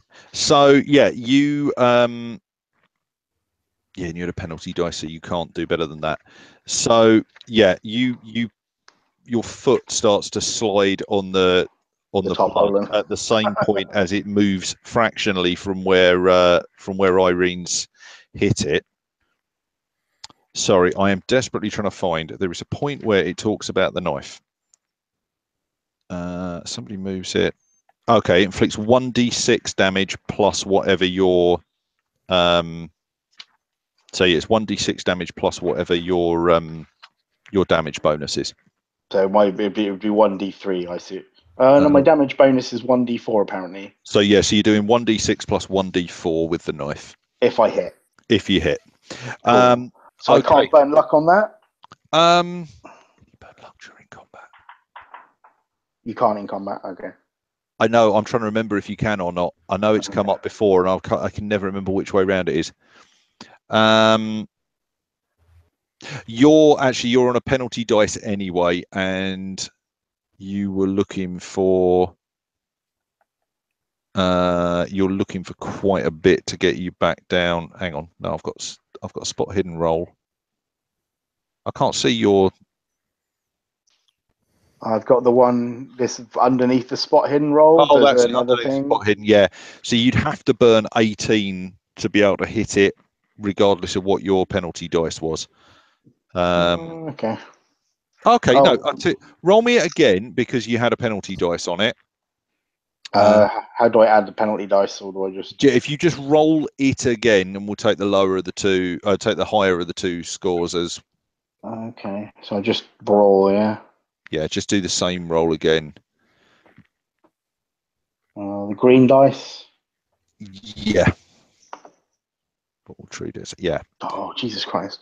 Yeah, but you take the 78. So yeah. Sorry. Cool. Okay. No, we'll say you can. We'll say you can use luck in combat. I can't remember whether or not you should be able to or not. But at this point, let's go for it. So if you want to, you can spend 18 luck in order to stab it. And how much luck do I have?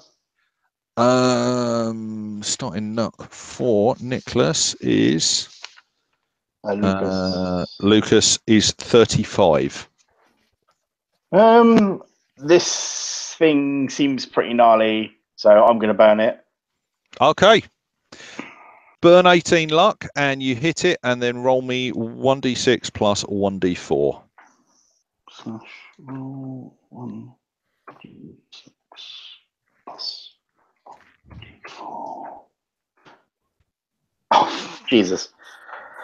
5. It's still 5. Okay. Yeah. I am desperate. I mean, that's quite a hit. I can't think what that's going to look like because it's going into bone. But yeah, you know, the knife goes in and takes a chunk of the bone off.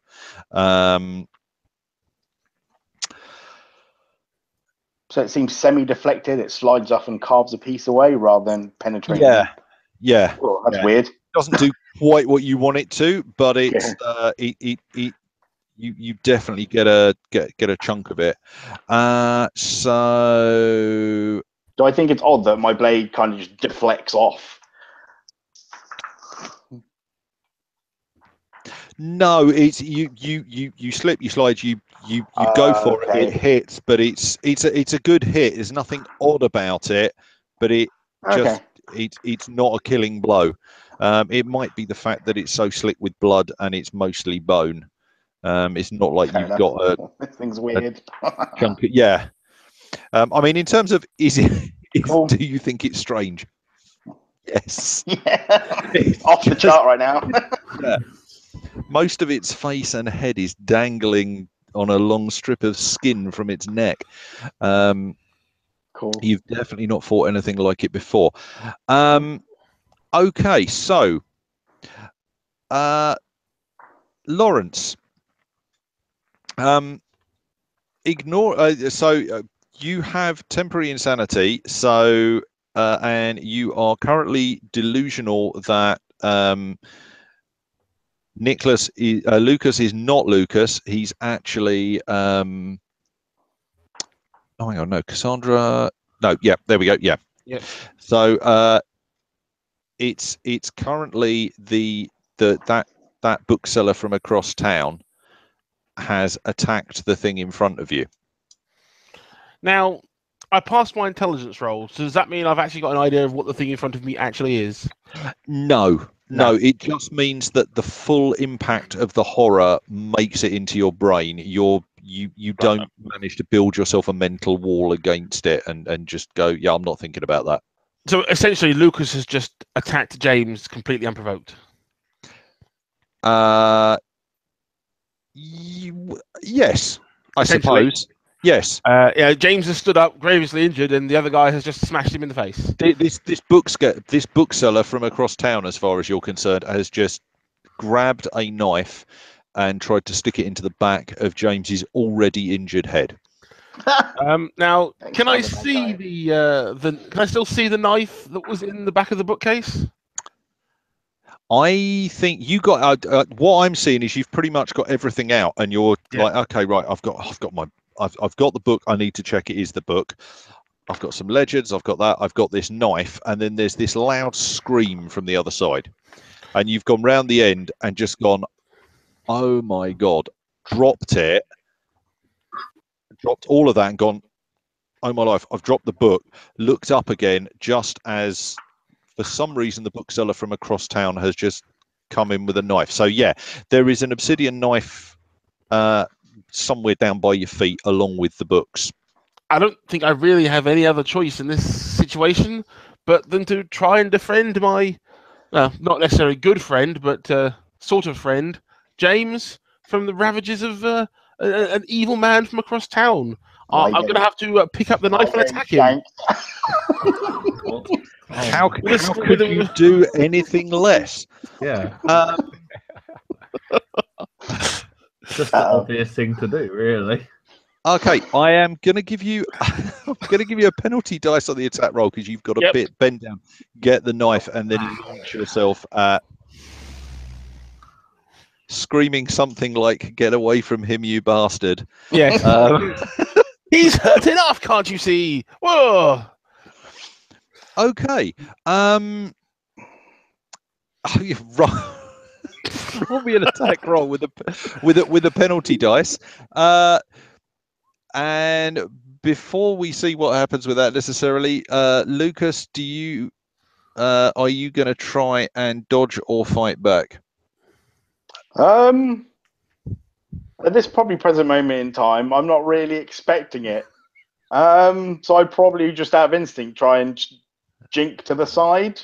No, that's fine. You actually don't need to, because with the penalty dice, he misses.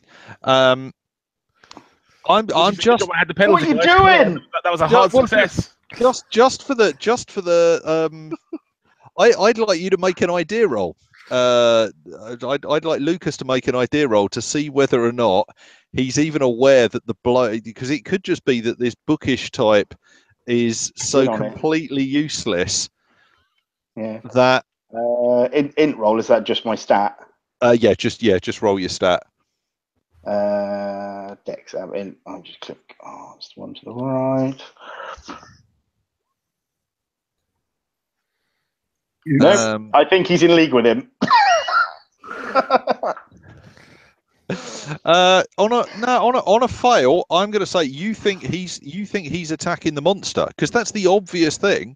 Yeah, you think he's attacking the monster. He's just ridiculously useless with a knife. He nearly took your ear off. Said you old fool, strike him, not me. Jesus. Don't strike him. He hasn't done anything wrong. You can have the book, but don't hurt him. I'm gonna ask Cassandra to make me another listen roll. Don't hurt him. Is this the green one or the normal one? Either will do. Either will do. You could burn.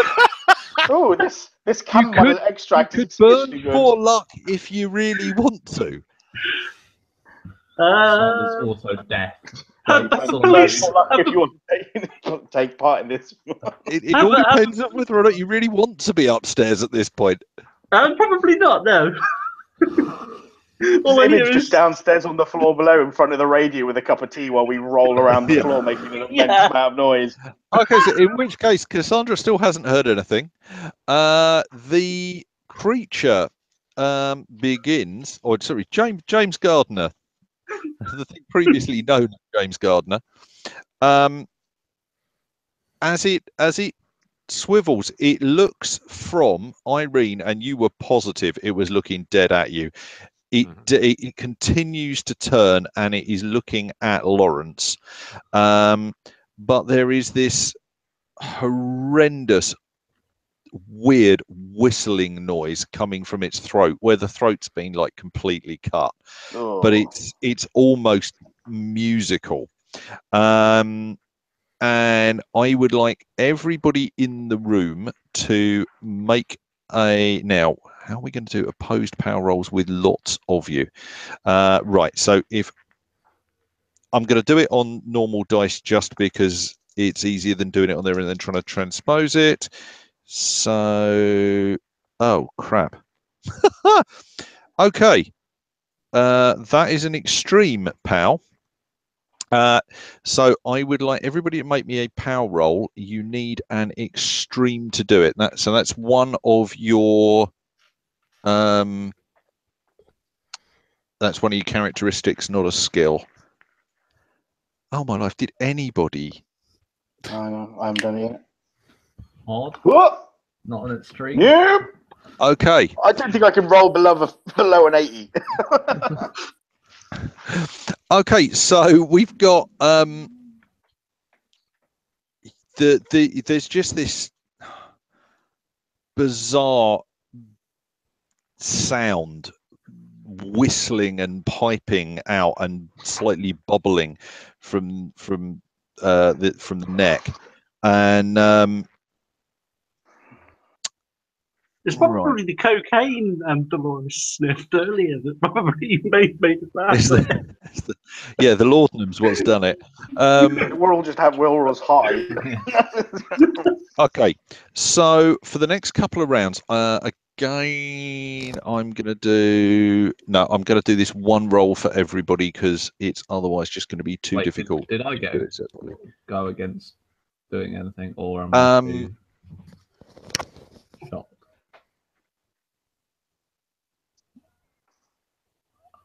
You know what? I skipped you, didn't I? And I shouldn't have done. Okay.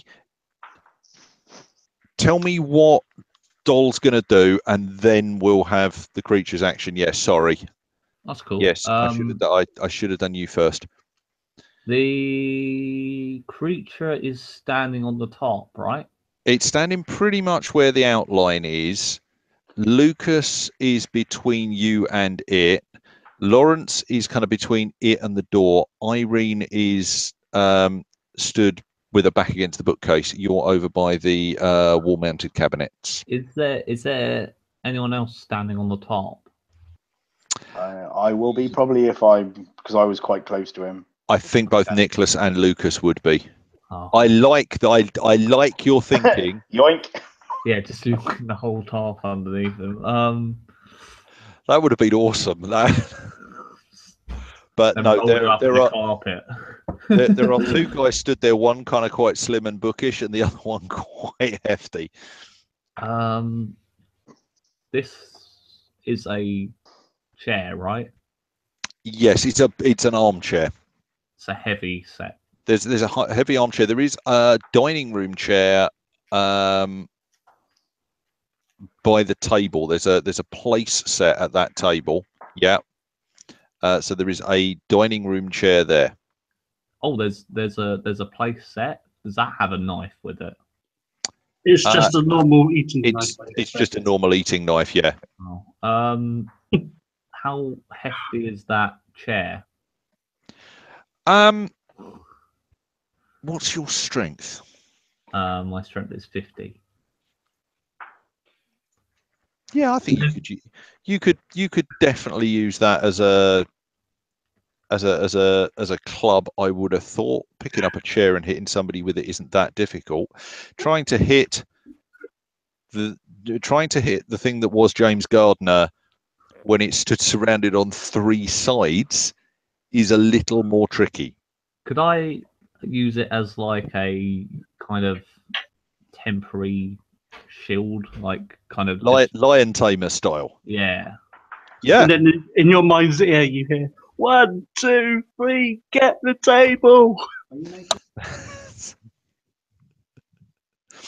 Yeah, no. So yeah, Dol can pick the chair up and are you just going to kind of stay stood there, or are you? Sorry. Sorry. What was that? Yeah, you pick the chair up. You stand there. Are you going to go towards it, or just use it, fend it off if you need to? Brace myself against the table, and then make sure that there's I have a good position to be able to if it does come at me, to be able to just force it back. Okay. So pretty much as you're getting yourself sorted, that is when you hear this weird piping noise that just gets in your head, and everything seems to go slightly woozy. It's really, really difficult to focus and concentrate.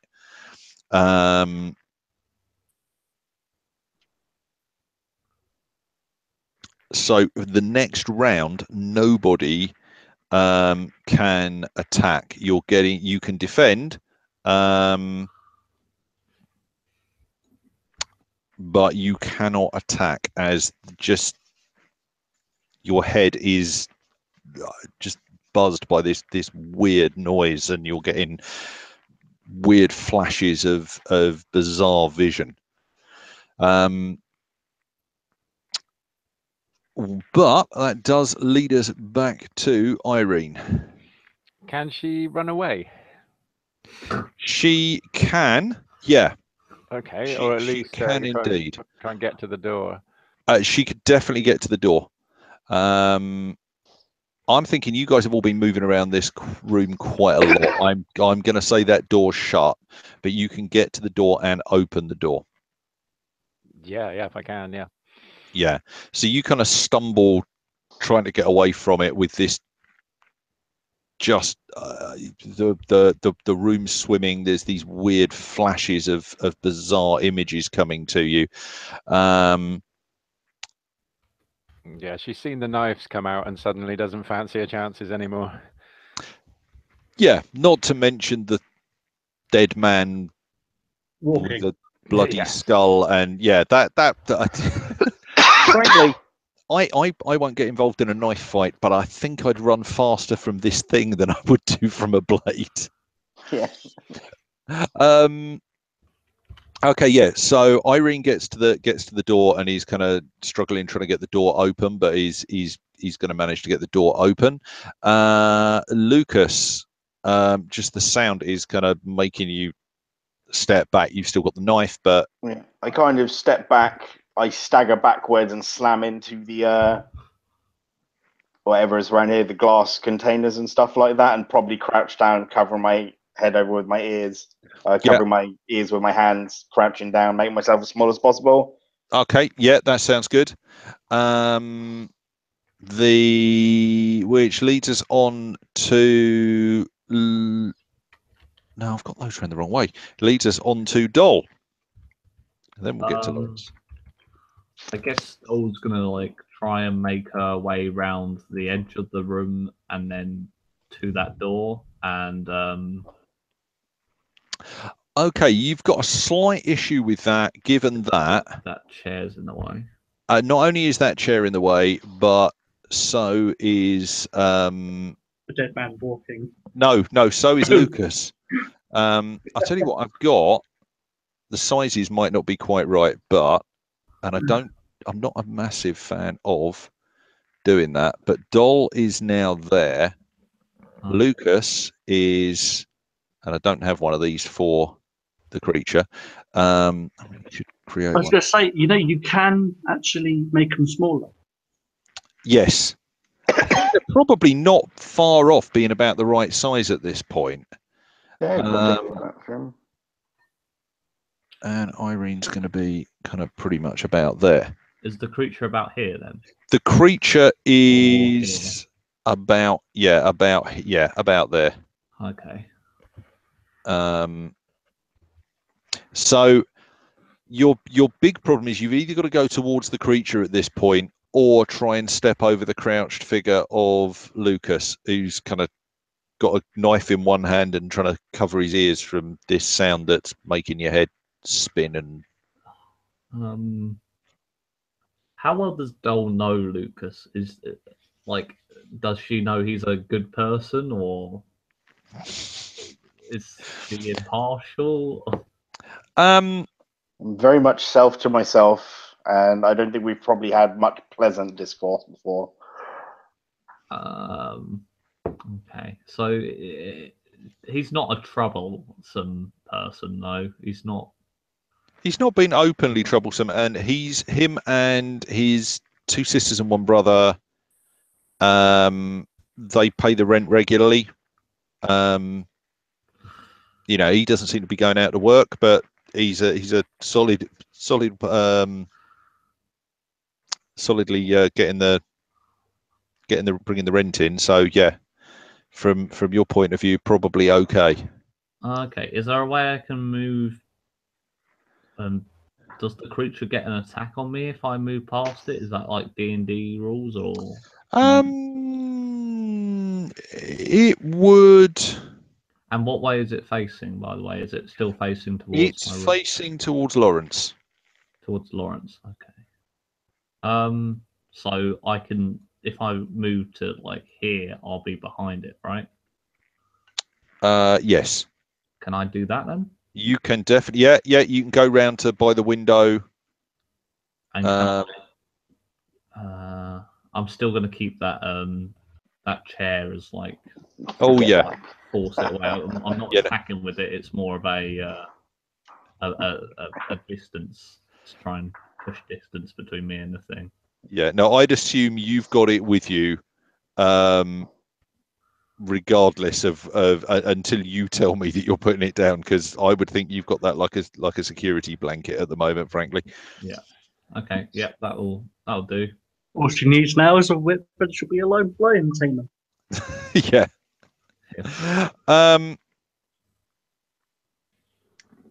Okay, I've forgotten about that. I will remember that.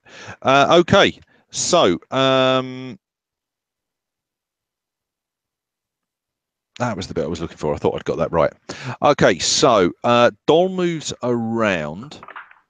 What is Lawrence gonna do? Lawrence, at the noise, would probably drop the knife and clamp his hands over his ears. Okay. Try and block it out with a humming.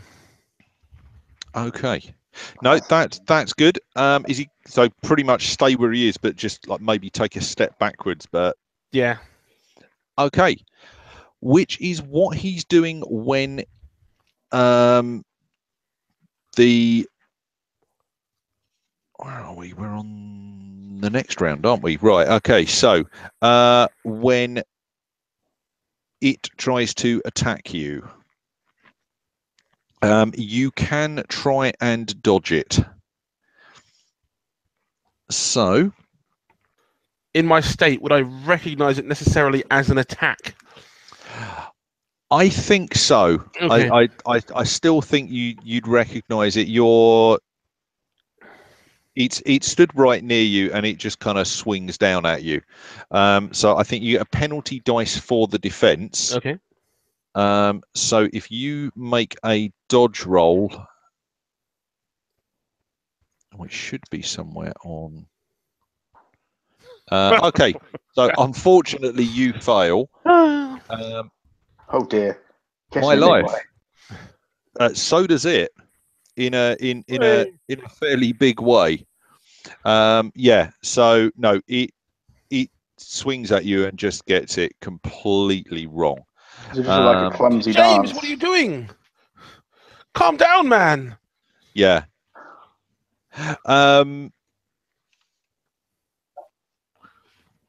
Okay, I'm just thinking I still not quite enough noise that I think Cassandra, if you want to hear, you may. If you want to come upstairs, you may. Because otherwise, okay, I'm gonna come upstairs. Okay. I'm going to give you a round or two to get there because it's second floor. But yeah, there's some banging and crashing going on upstairs. My God, what the hell are they doing?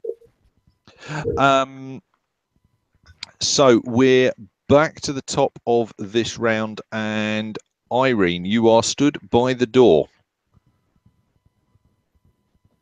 Okay. And it's still making the noise. The noise has stopped. Yeah, the noise has stopped. You've had one round of that, and I only rolled a 1 on the duration of it. So yeah, you are now free. Oh, hang on. Pleased you said that. At the end of that, the dazed investigator must make a sanity roll due to the otherworldly visions they have witnessed. So actually, yeah. So beginning of your turn, can you make me a sanity roll?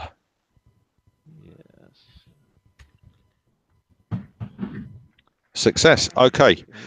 You take 1 sanity point damage, but you are otherwise kind of fairly unaffected, but probably quite keen to get away, I would think. But it's your call. What do you want to do?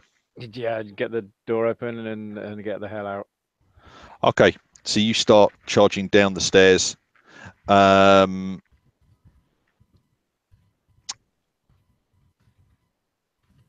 Nicholas. Not Nicholas. Sorry, I keep saying that, don't I? Lucas. I've written it in, but it's Lucas. Right, is my head still ringing, or are my faculties back? Make me a sanity roll. Sanity. As the weird visions suddenly stop, I failed. and you find yourself slightly dazed, trying to put into some kind of order what is real and what is not.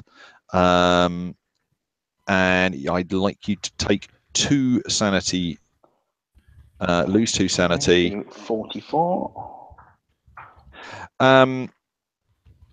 Rather than me, I mean, you've been heavily affected by that.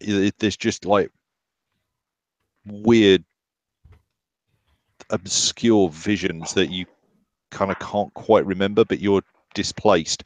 But on saying that, I'm going to let you decide what you do this turn.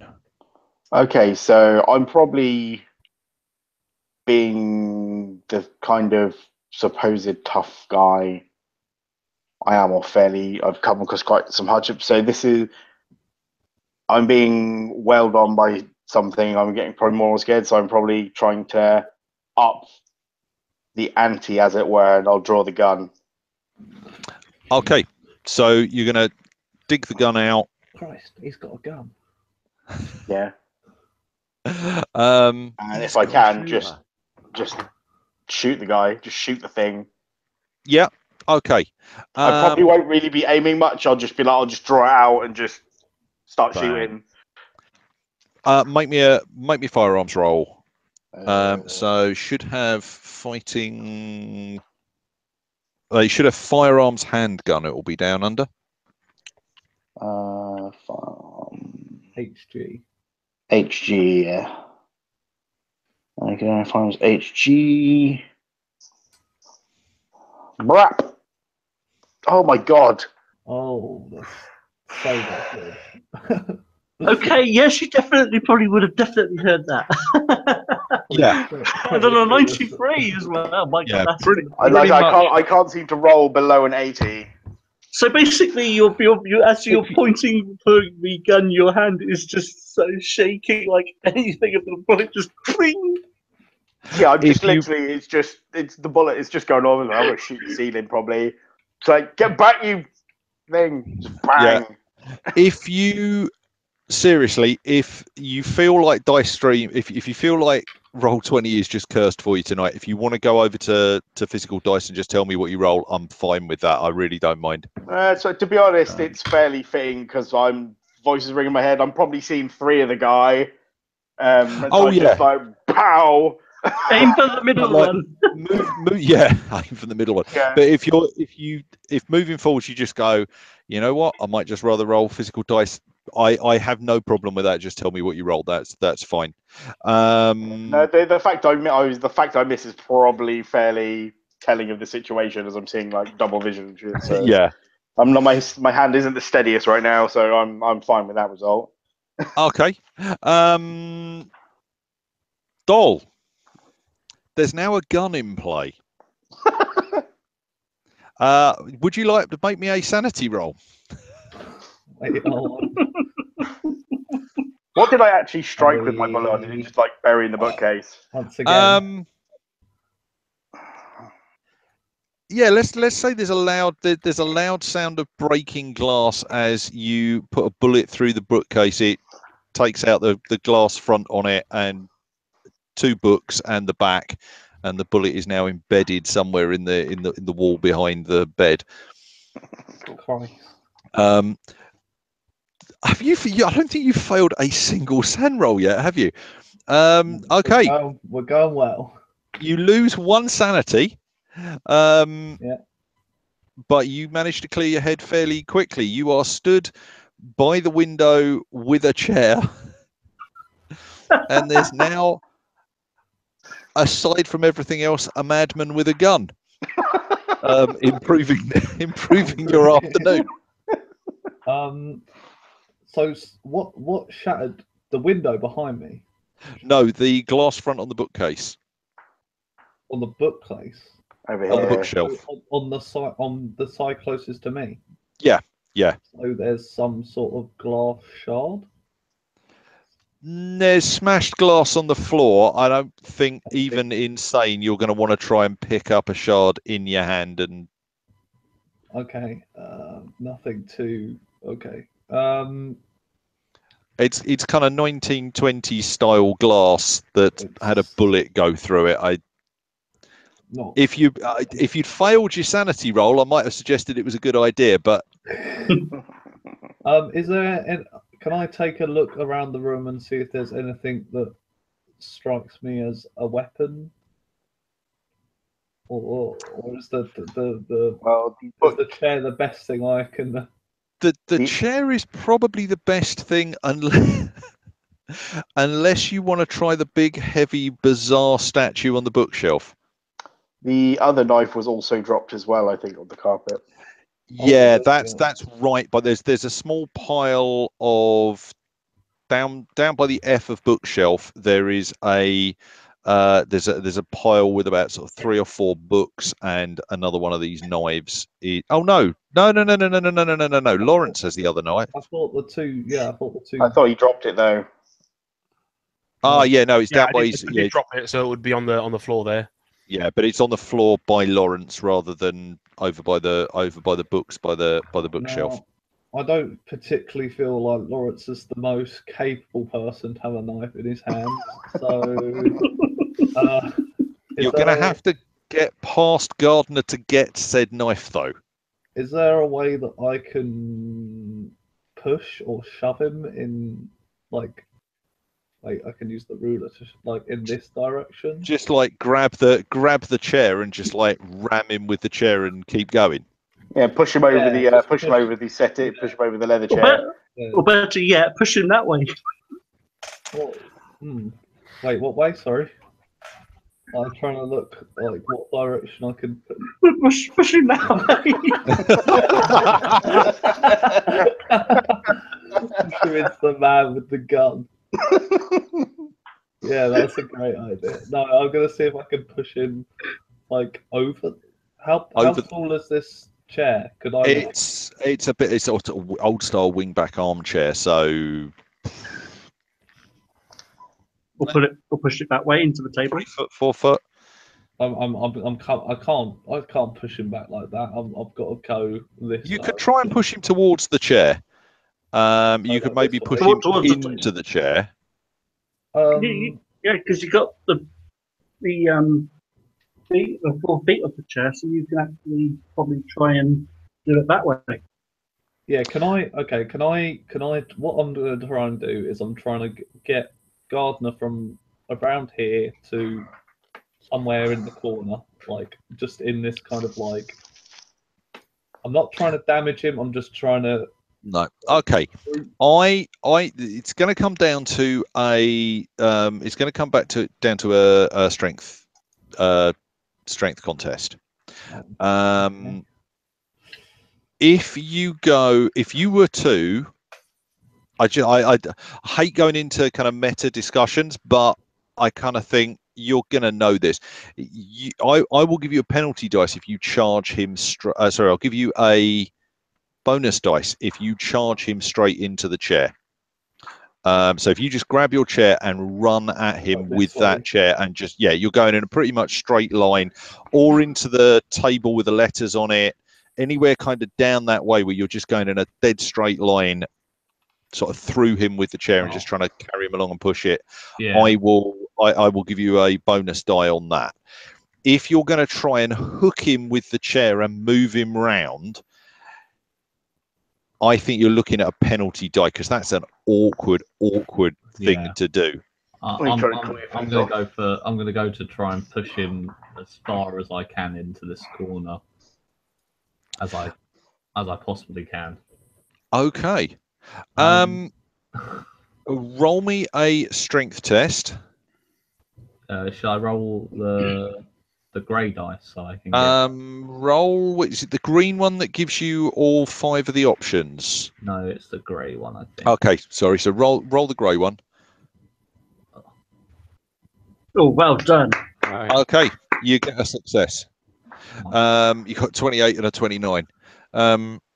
So, unfortunately, okay, he has a strength of A lot. 90.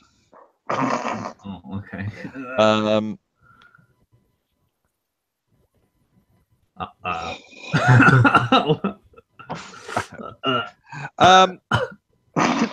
Rip.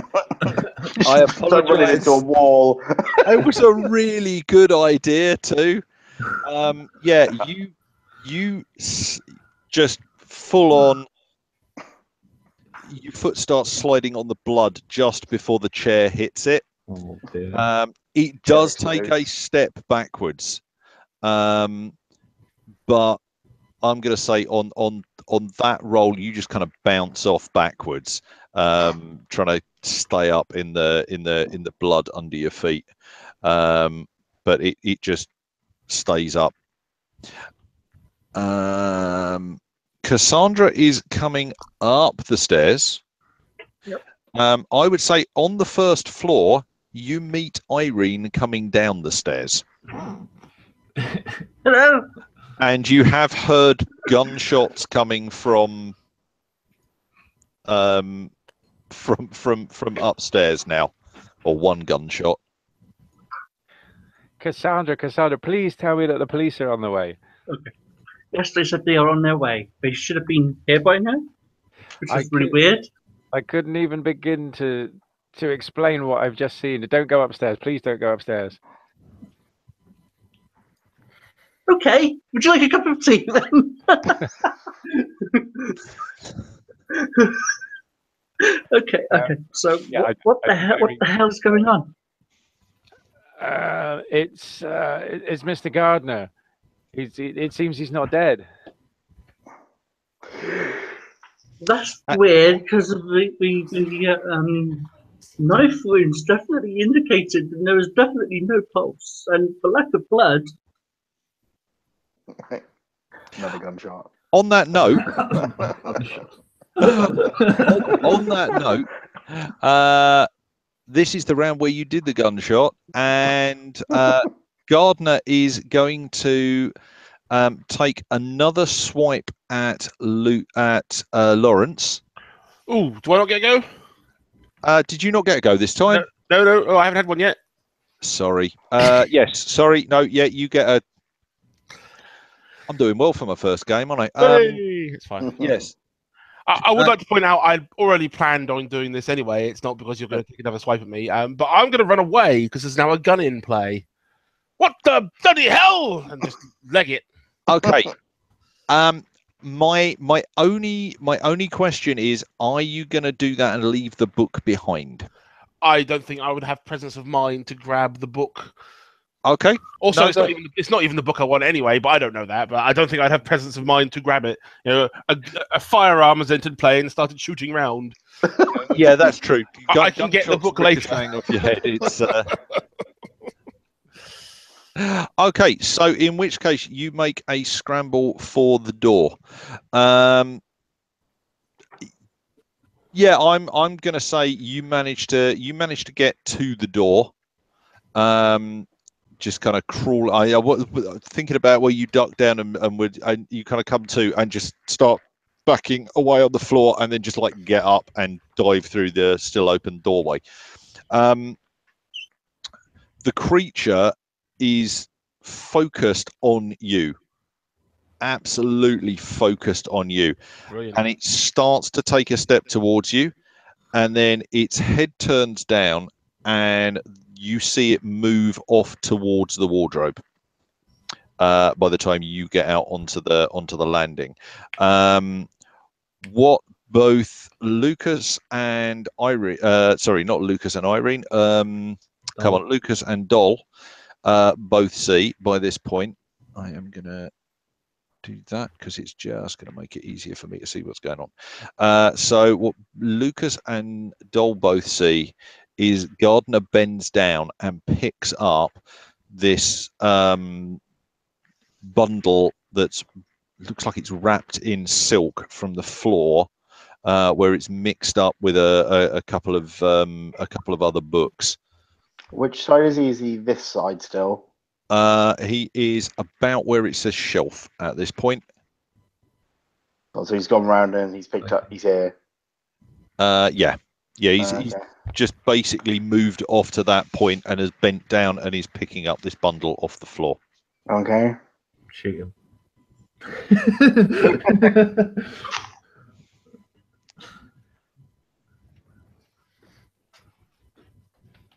Do we have reactions to that, or it's just what we see?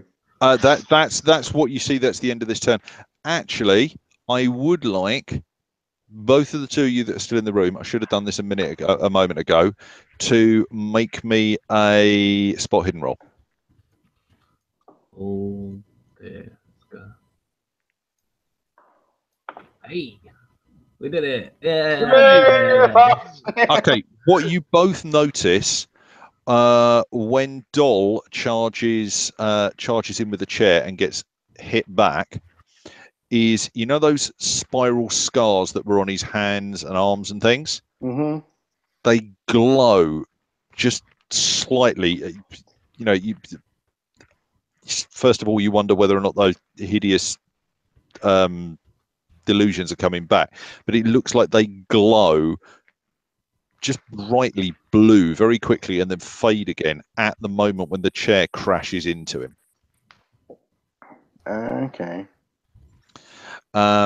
So top of the round again, we've got, I'm going to group Irene and Cassandra together at the moment because you're both on the first floor landing.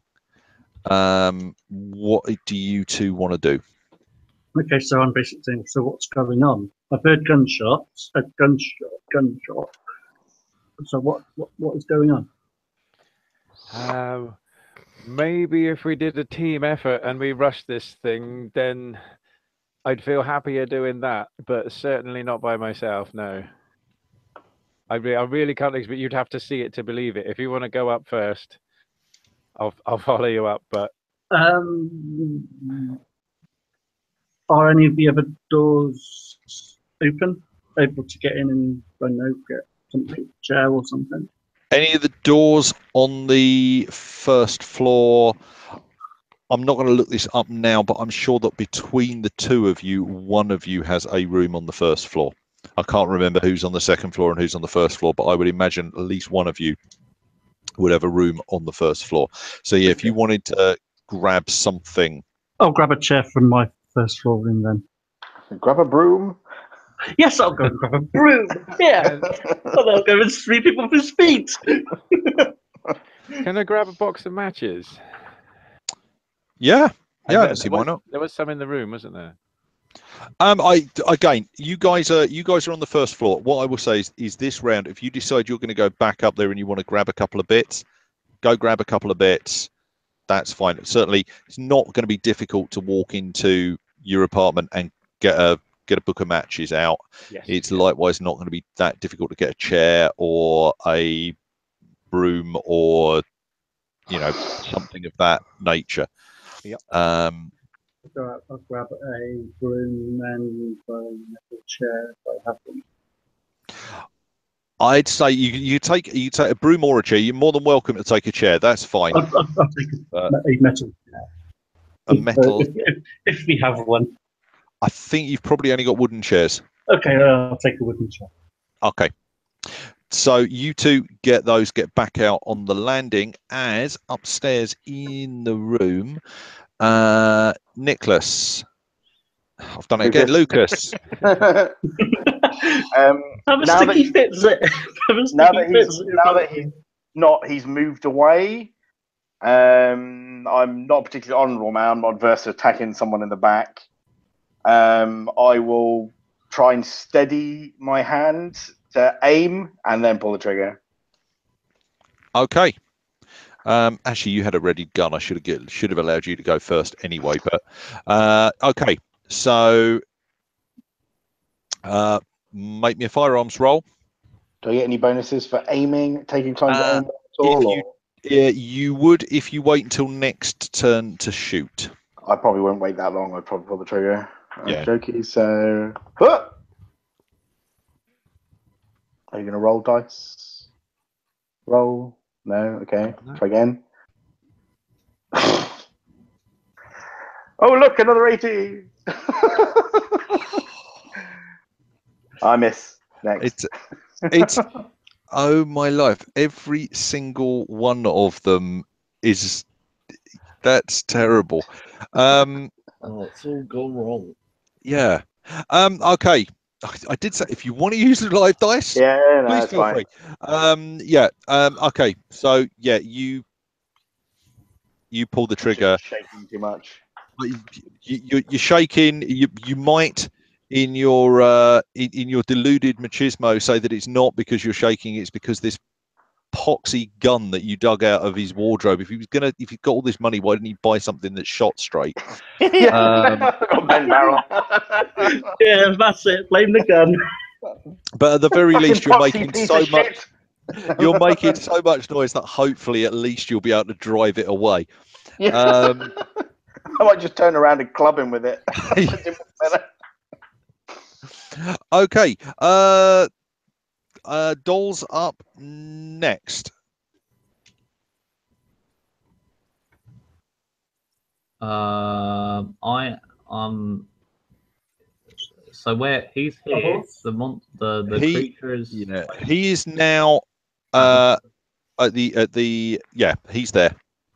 Is there any, and Lucas is there? Is there any way in a turn that I can walk, take the gun off of Lucas and fire it, or is that No. too much? No, you could walk and try and take the gun off Lucas this turn and fire it next turn if Lucas will give it to you. Okay. Is that knife still on the floor like here, or is that gone in that part of stuff? There is a knife kind of around sort of over here. Likewise, Nicholas, did you drop your knife?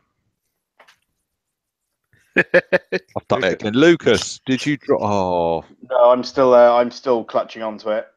I think it's really funny because you were the person that said you were going to struggle with everybody's names. Yeah. Yeah. Okay, so you've still got the knife. I'm effectively dual wielding. Not that any good is doing. Is there anywhere else in the house that I know that there is a weapon? In the kitchen, there's knives. There'll be knives in the kitchen. That's true. Is there? I mean, does anyone? Do I myself own a firearm, or does anyone else in the house own? No. Not that I'm willing to admit. Yeah, judging by the rolls of fucking handgun skill and none. Yeah. Well, what do you expect? He wasn't brought up by a father in the army. Yeah. Right. I'm gonna. Oh, I want. So, sorry. Where's that knife? Is it? There is a knife, pretty much. No, it's over here. Sorry, I can't. Wait, where? I can't see on the thing. Okay. It is. Oh, right. It just came up like here. Yeah. That. Yeah. It's around kind of there. And the monster's here. Yeah. He's moved past it. Is he looking towards, or is he? He is bending down to scoop up the something from the books on the floor. So I can run here and pick up that knife. Yeah. Oh, I don't really want to be in between the Yeah, the gun you and run forwards, and I kind of shakily point the gun at you quickly and then before kind of pointing it back at the roll, guy.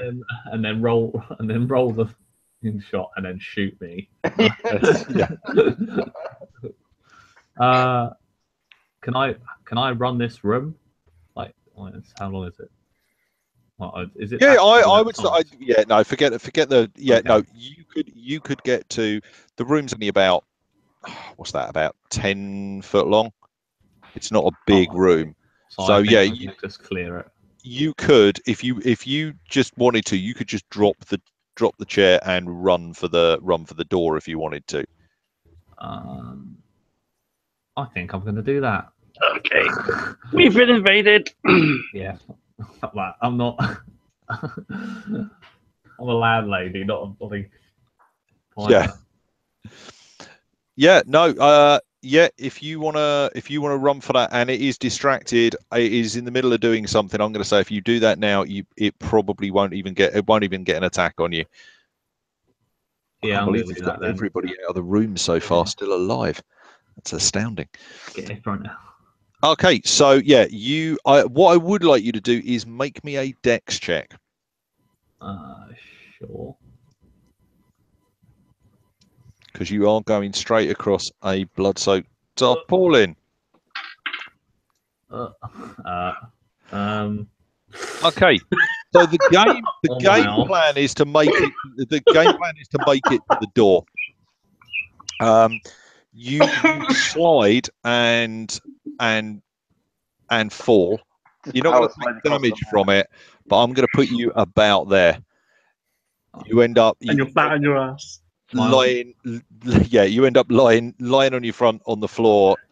At least I'm not in a fucking shooting range, Gary, but judging by these rolls, I might bloody well be. So we've had Doll. So Lawrence, I've remembered you. I've remembered you for once. Yay! You're out on the top of the landing. You are no longer in the room with the bookseller or the maniac with the gun. The maniac with the gun.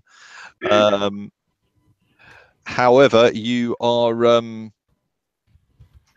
Yeah, you are on the. I am off to flee. You are down off the to stairs. flee. Okay. Right. So yeah, you scramble down the stairs as fast as you can, possibly just seeing Irene and Cassandra going into stroke coming out of one of the rooms on the first floor. If I see them, I'll just shout, "He's got a gun! He's gone mad!" and flee the place. Told you not to buy books from that man. Who's got a gun? George, but he looks like Lucas. He's mad. George, but he looks like. And he's mad. Okay. Okay, so like I've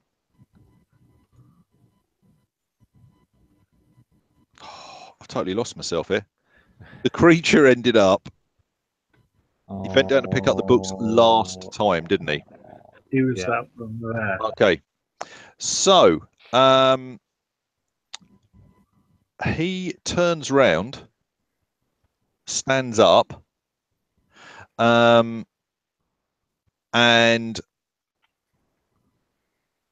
Doll is fairly certain that he's about to come straight at you. He actually steps completely past you and out onto the landing. Going for a casual stroll. Hey.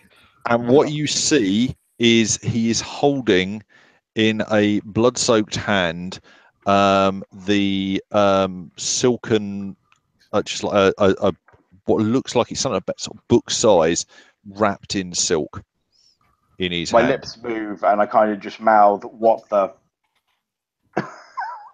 And he steps out onto the landing.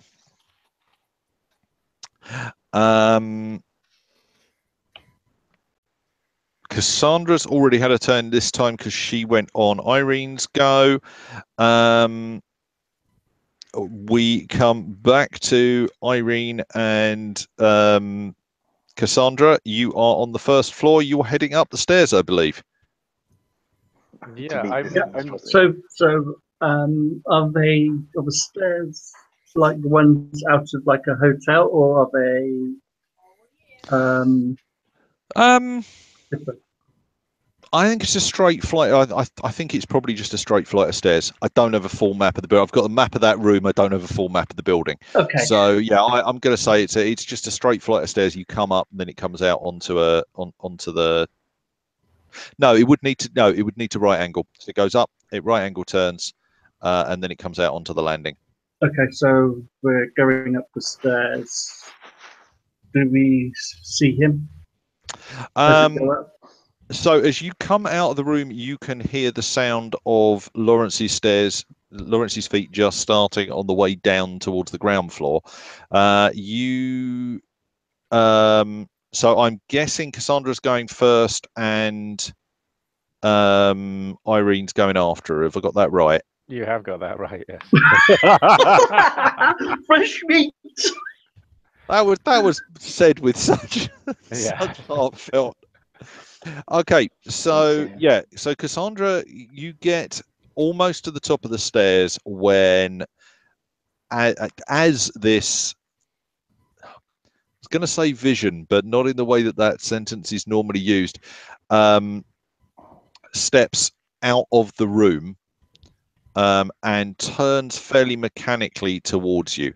It is James Gardiner, but everything is just caked in dried blood, except for this long dangling piece of flesh. And where the head is, there's just a blood-covered skull, 2 eyes. It's horrific. I'd like you to make me a sanity roll, please, as it's the first time that you've seen it. Green one or the other one? Probably the green one will be fine. Shit. On the bright side, it's a 92, not a 97, a 96. Actually, with sanity of 60, you'd be there. Right, okay, so you take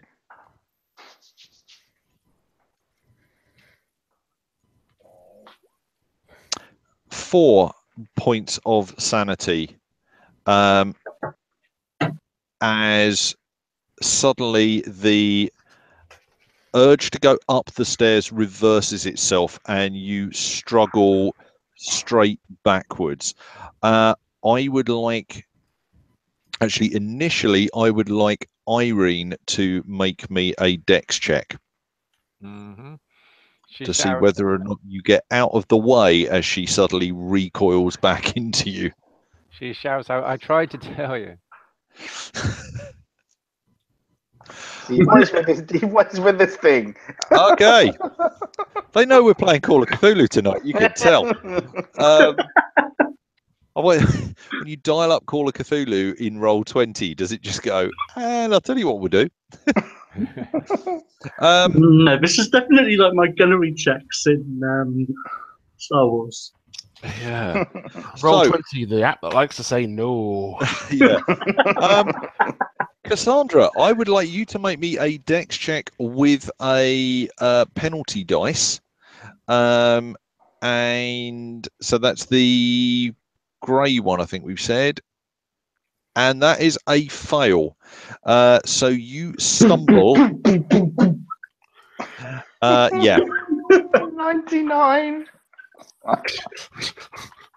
Epic fail. Yeah, that is too, isn't it? That's that. Hey, at least I haven't missed with a gunshot twice. Yeah, at least I haven't tried to kill anyone yet. Just wait until I come out shooting. Oh, Okay, so Cassandra takes 2 hit points of damage. Okay, so that's the pulp one, yeah? I'll have to have a look. Hit points are 5 or no, 9? it's not pulp hit points. It's it's the other fi- one, fine. it's so The pulp hit points bit, this you is your tick that maximum. box to use the pulp hit points from Pulp Trailer Cthulhu. It's Yeah. different. from pulp. Yeah, Right, like, The box on the left. Yeah. Pulp Cthulhu. There we go. Yes, that's the. So that drops you to 3. Ooh, yes. How? Okay. What do you expect? It stairs and they hurt. Yes. Because I know, because I've fallen down the stairs before. Yeah. Just Okay, because so- I got really bad knees and they gave out as I was going downstairs. Ow. That's not good. And Irene likewise takes 2 as the 2 of you crash down the stairs together. Yep. Okay. What fetish is lying on our backs all day, just waiting for people to serve us drinks? I think by this point Cassandra's probably started the screaming that the other people were doing earlier.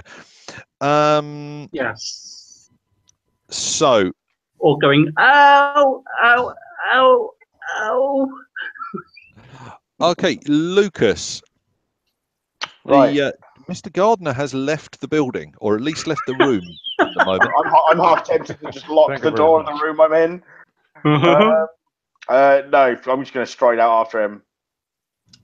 Okay. Oh no, he's going to sleep from his goodness again. Okay, yeah, no, you can stand up and get there pretty much in one turn. It's Doll's kind of slightly in the way, but you can get past Doll and out onto the stairs. Yeah, I And just stride over her. yeah, by this point, this thing's at the top of the stairs. Not very gentlemanly like, is he? No.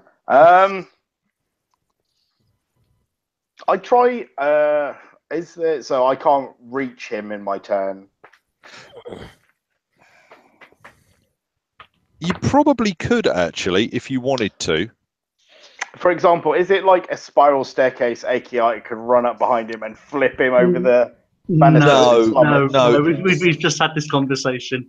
Okay. It's not a straight set of stairs. It's kind of goes halfway up, turns at right angles, and then goes up. Right. I will. There is a loud clattering noise coming from the bottom of it. Okay. Well, part of it. I'll assume that someone has been scared and fallen down the stairs.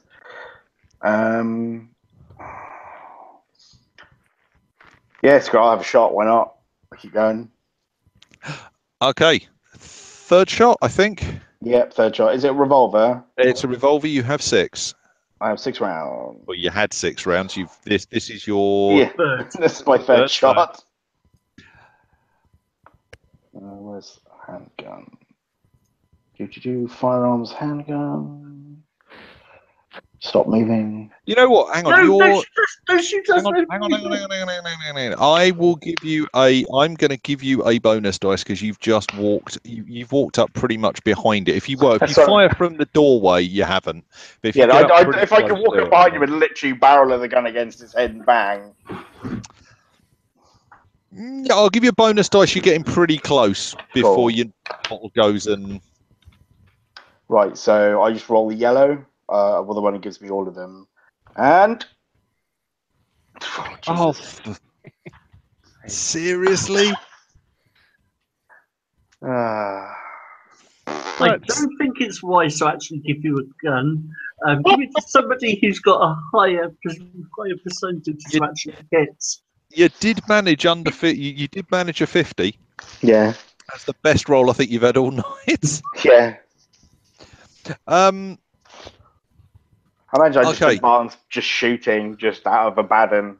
I'm a little bit like I can't believe this guy's still standing. So I'm just bang, bang, bang, bang, yeah. bang, He's bang. obviously you must have been hitting him by now. He's just he's just immortal. There's nothing to it. Yeah. Okay, so that leads us on to Doll. Okay, so can I pick myself up from the stairs as I hear another ringing gunshot? bullet. You get plaster on your head as a bullet runs past. Yeah. No. She's Ball's still in the room. Yeah, I'm still in the room. Okay. Can I take that that heavy statue that I've seen? You can go and grab the heavy statue. And how long does it take me? Can I then come out of the room? And how far is the what was James down the stairs? Right. Let's start with grabbing the statue. Okay, yeah, sure. Oh, rats. Oh, that's really annoying. Okay. Right. I would like you to make me a sanity roll. Oh shit. Okay. We did good on these, though. Oh no, the one that I failed. Okay. You lose one more point of sanity. Okay. As you touch this thing and you just suddenly get it looks like it's made of stone, but it feels slimy to the touch. And you kind of go to get it down off the shelf, and you suddenly get this image directly in front of you of this huge city made of vast stone blocks dripping with green ooze. And it's a flash for a moment of a second. I would like you to make me a power roll. So that's one of your characteristics.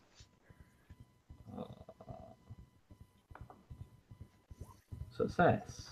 Okay, you don't drop the statue. You have got it, but but yeah, it's a fairly hefty stone statue, but it's still just when you touched it, it felt like it was coated in ichor.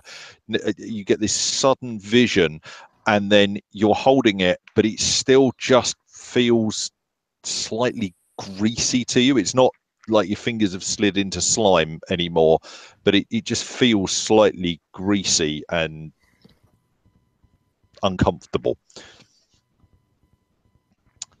So yeah, you've got that. If you want to, you can now try and run back out onto the landing. Okay, yeah, I'm gonna do that. Okay. The thing is pretty much at the top of the stairs. Lucas is maybe a foot, 2 feet behind it. You've heard the gun go off again as you get to the door. I don't think you've got enough time to actually get to it to attack it this turn. You could try and throw the statue if you really wanted to. I don't know what your idea was with the statue. Beat him over the head with it. Just full on statue into head. So I won't throw it. I'll wait the turn. Okay. Which brings us to Lawrence. Lawrence gets down to the bottom of the stairs, and I'm guessing bursts straight out the front door. Pretty much, just straight out. Okay, and straight into 2 policemen that are just walking in, and they're like, "Whoa, whoa, whoa, whoa!" Oh! You arrived just in time. He's gone mad. He's got a gun. He's shooting at people. Whoa! Who's gone mad? Who's gone mad? And George, but he's Lucas. He's not Lucas. He's George, and he's upstairs on the 2nd floor, and he's shooting at poor James. Poor James. He stabbed him. And blabber a bit. Okay, there's kind of a plainclothes guy and a patrolman with him, and the patrolman kind of charges straight into the building, and starts running up the stairs. The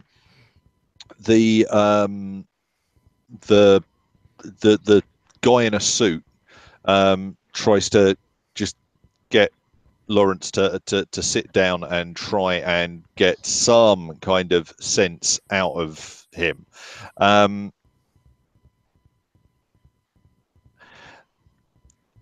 The delusion that it was George up there is starting to fade now that you're out here, and you're beginning to find it a bit odd that it would be George.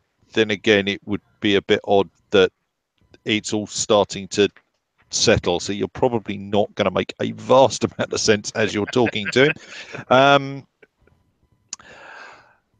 We've done Lawrence. So yeah, so the thing starts to make its way down the stairs towards where Cassandra and Irene are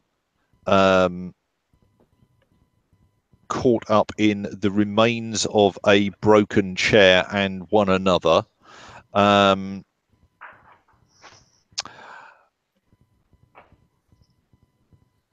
I'm trying to think. It's a long way down. I'm going to say you fell all the way to the bottom of the stairs. It's going to get to the bottom of the stairs.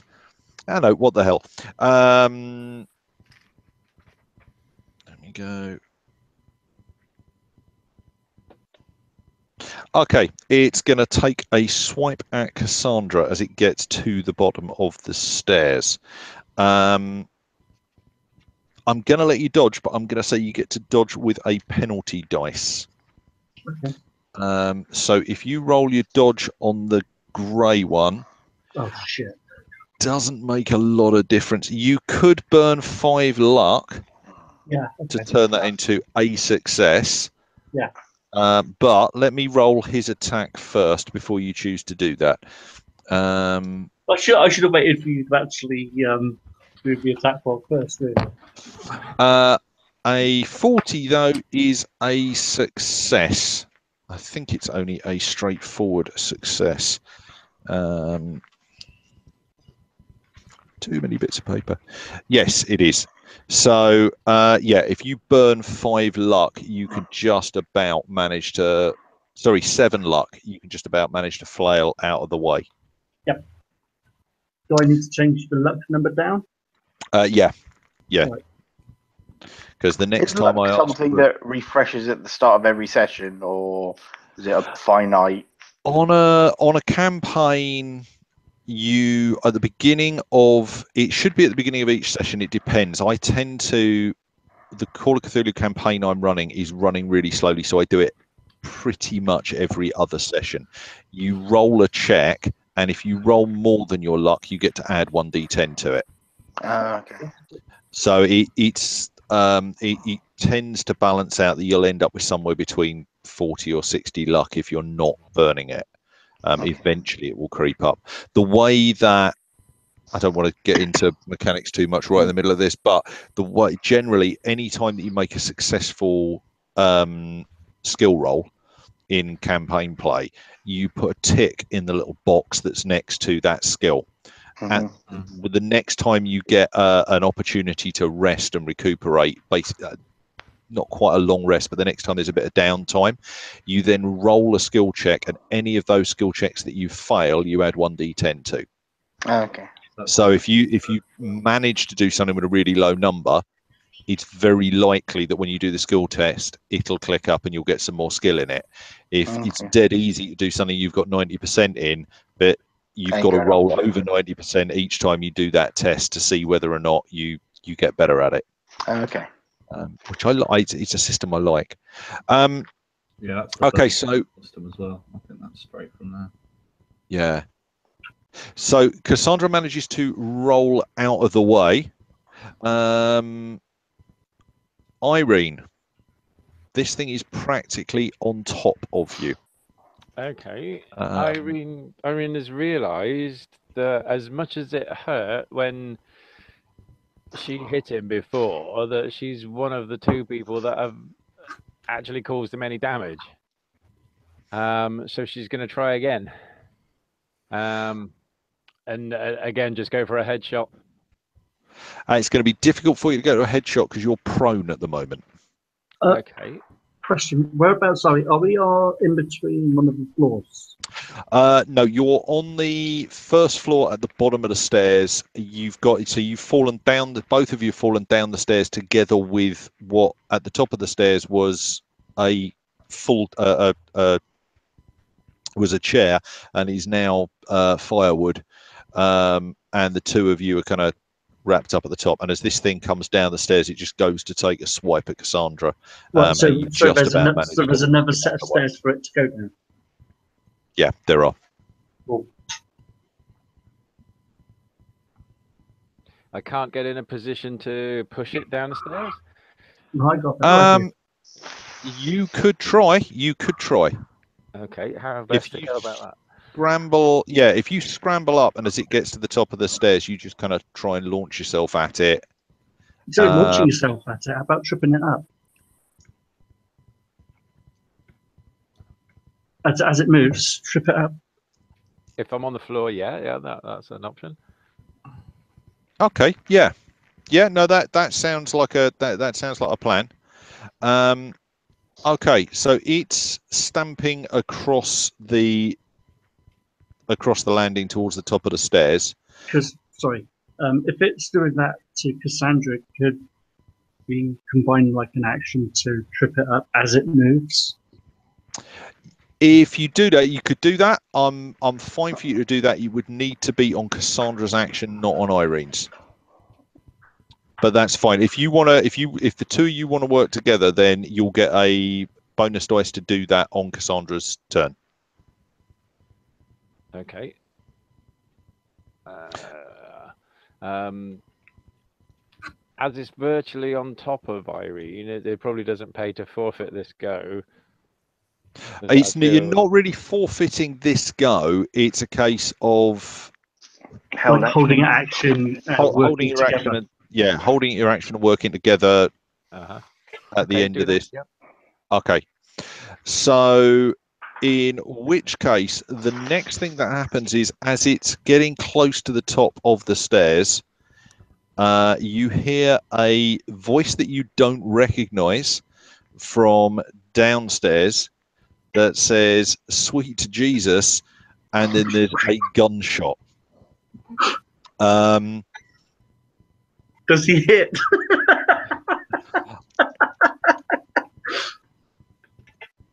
Oh my life. Well, he fails his sanity roll.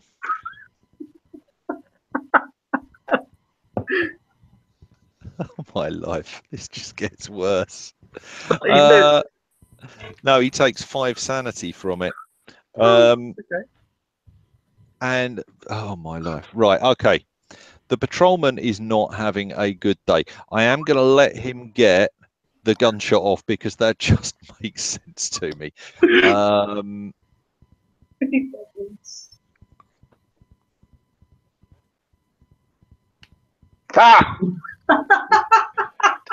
give anyone a gun. Well, looking on the bright side, Irene, you're not. Okay. At least he didn't fumble. No. At least he hasn't shot a civilian yet. Okay, you hear the gun go off, and then you just hear.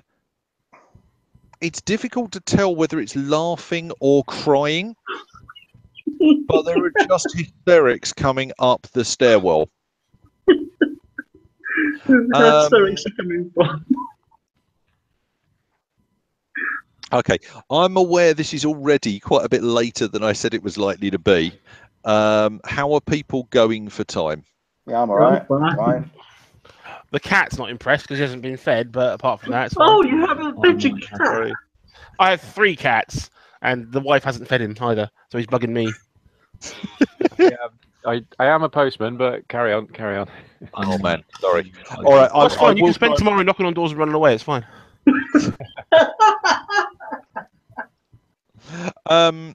Yeah, I have work tomorrow, so I might have. Okay. I will try and wrap this up fairly quickly. Okay, so Lucas, you're at the top of the stairs on the top floor. Right. You've seen this thing kind of stamp down the stairs, take a swipe at Cassandra. You've heard a gunshot followed by hysterics. I'm pretty much going to get bullets. This thing seems impervious to bullets. So I'm going to stamp down the stairs and shank him in the back. Like, Okay, using the knife. Yeah, I hit him with a knife at least. So I'm going to go for the spine and start shanking him. Okay. Okay, I've suddenly realized this has got well ahead of Doll, who had a great idea, and we haven't got anywhere with it. So, what I'm going to do is, because it sounds to me like pretty much 4 of you are together on the landing. We all give him a good shove. All of us just shoving into the patrolman policeman. Yeah, you know what? Basically all 4. You've got a statue of Cthulhu, a knife. And there's 2 of you. If all 4 of you are going to try and take him out, I don't even think I'm going to give him a roll for it. I think you're going to manage to do that and knock him down the stairs.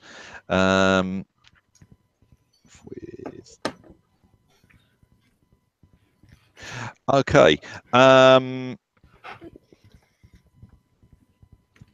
I am going to ask, so what is Doll's, actually, I'm going to ask Doll, make a fighting brawl roll with a bonus dice. Fighting brawl with a bonus dice. He's definitely got, oh, Whoa! yeah. Okay. What's your damage bonus? You got a 1d4, haven't you? Yeah. Oh no, it's a 1d3 with No, your damage bonus is a 1d4. So do me a 1d6 plus 1d4, and with an extreme, I'm gonna.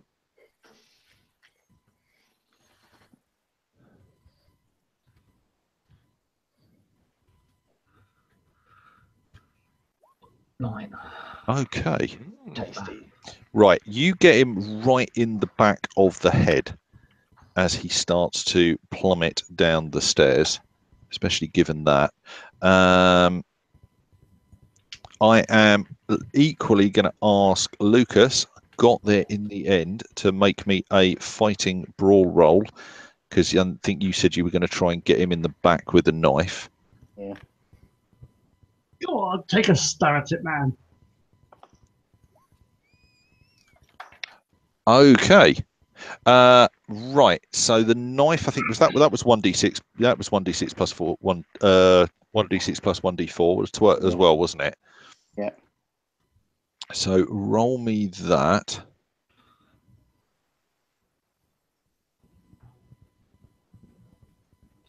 Everyone pile in, beat them up. Okay. You managed to. You hit him square in the back with the knife, and you can see just above his collar where there's the top of one of those spirals, and as the knife hits him, it glows. But at the same point, all of you are just, he gets the statue to the back of the head and starts to fall down the stairs. And when he hits the ground at the bottom, I've got to do it. Okay. The patrolman did make his luck roll. It doesn't hit the patrolman. As it hits as it bounces down the stairs and lands in the hallway, the skull is caved in from behind, and the body once again just lies still, with the book bundled up in the silk underneath it. And it doesn't move again. You have managed to defeat James Gardiner. Defeat a dead man. Da-na-na-na. I'm a space cowboy. So I'm not sure exactly. I've got a couple of ideas for little bits and pieces at the end of that. In particular, I think the police come in and they are questioning everybody as to why there is a near headless corpse lying in the middle of the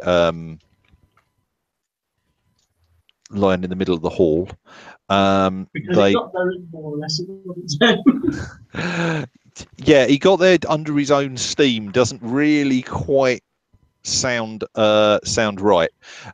Cassandra, the 2 copies of the ledgers are both confiscated by the police when they search the room. Got The Lucas has been firing off an unregistered unlicensed unregistered handgun. I think I don't think at this point I can't work out where to go with this, and I'm aware that Jay needs to get off to work. But Please don't question me. I replied Lithuanian and say I can't speak English.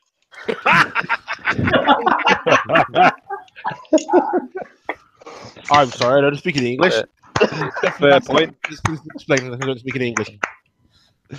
Yeah, so that is the end of Dead Border.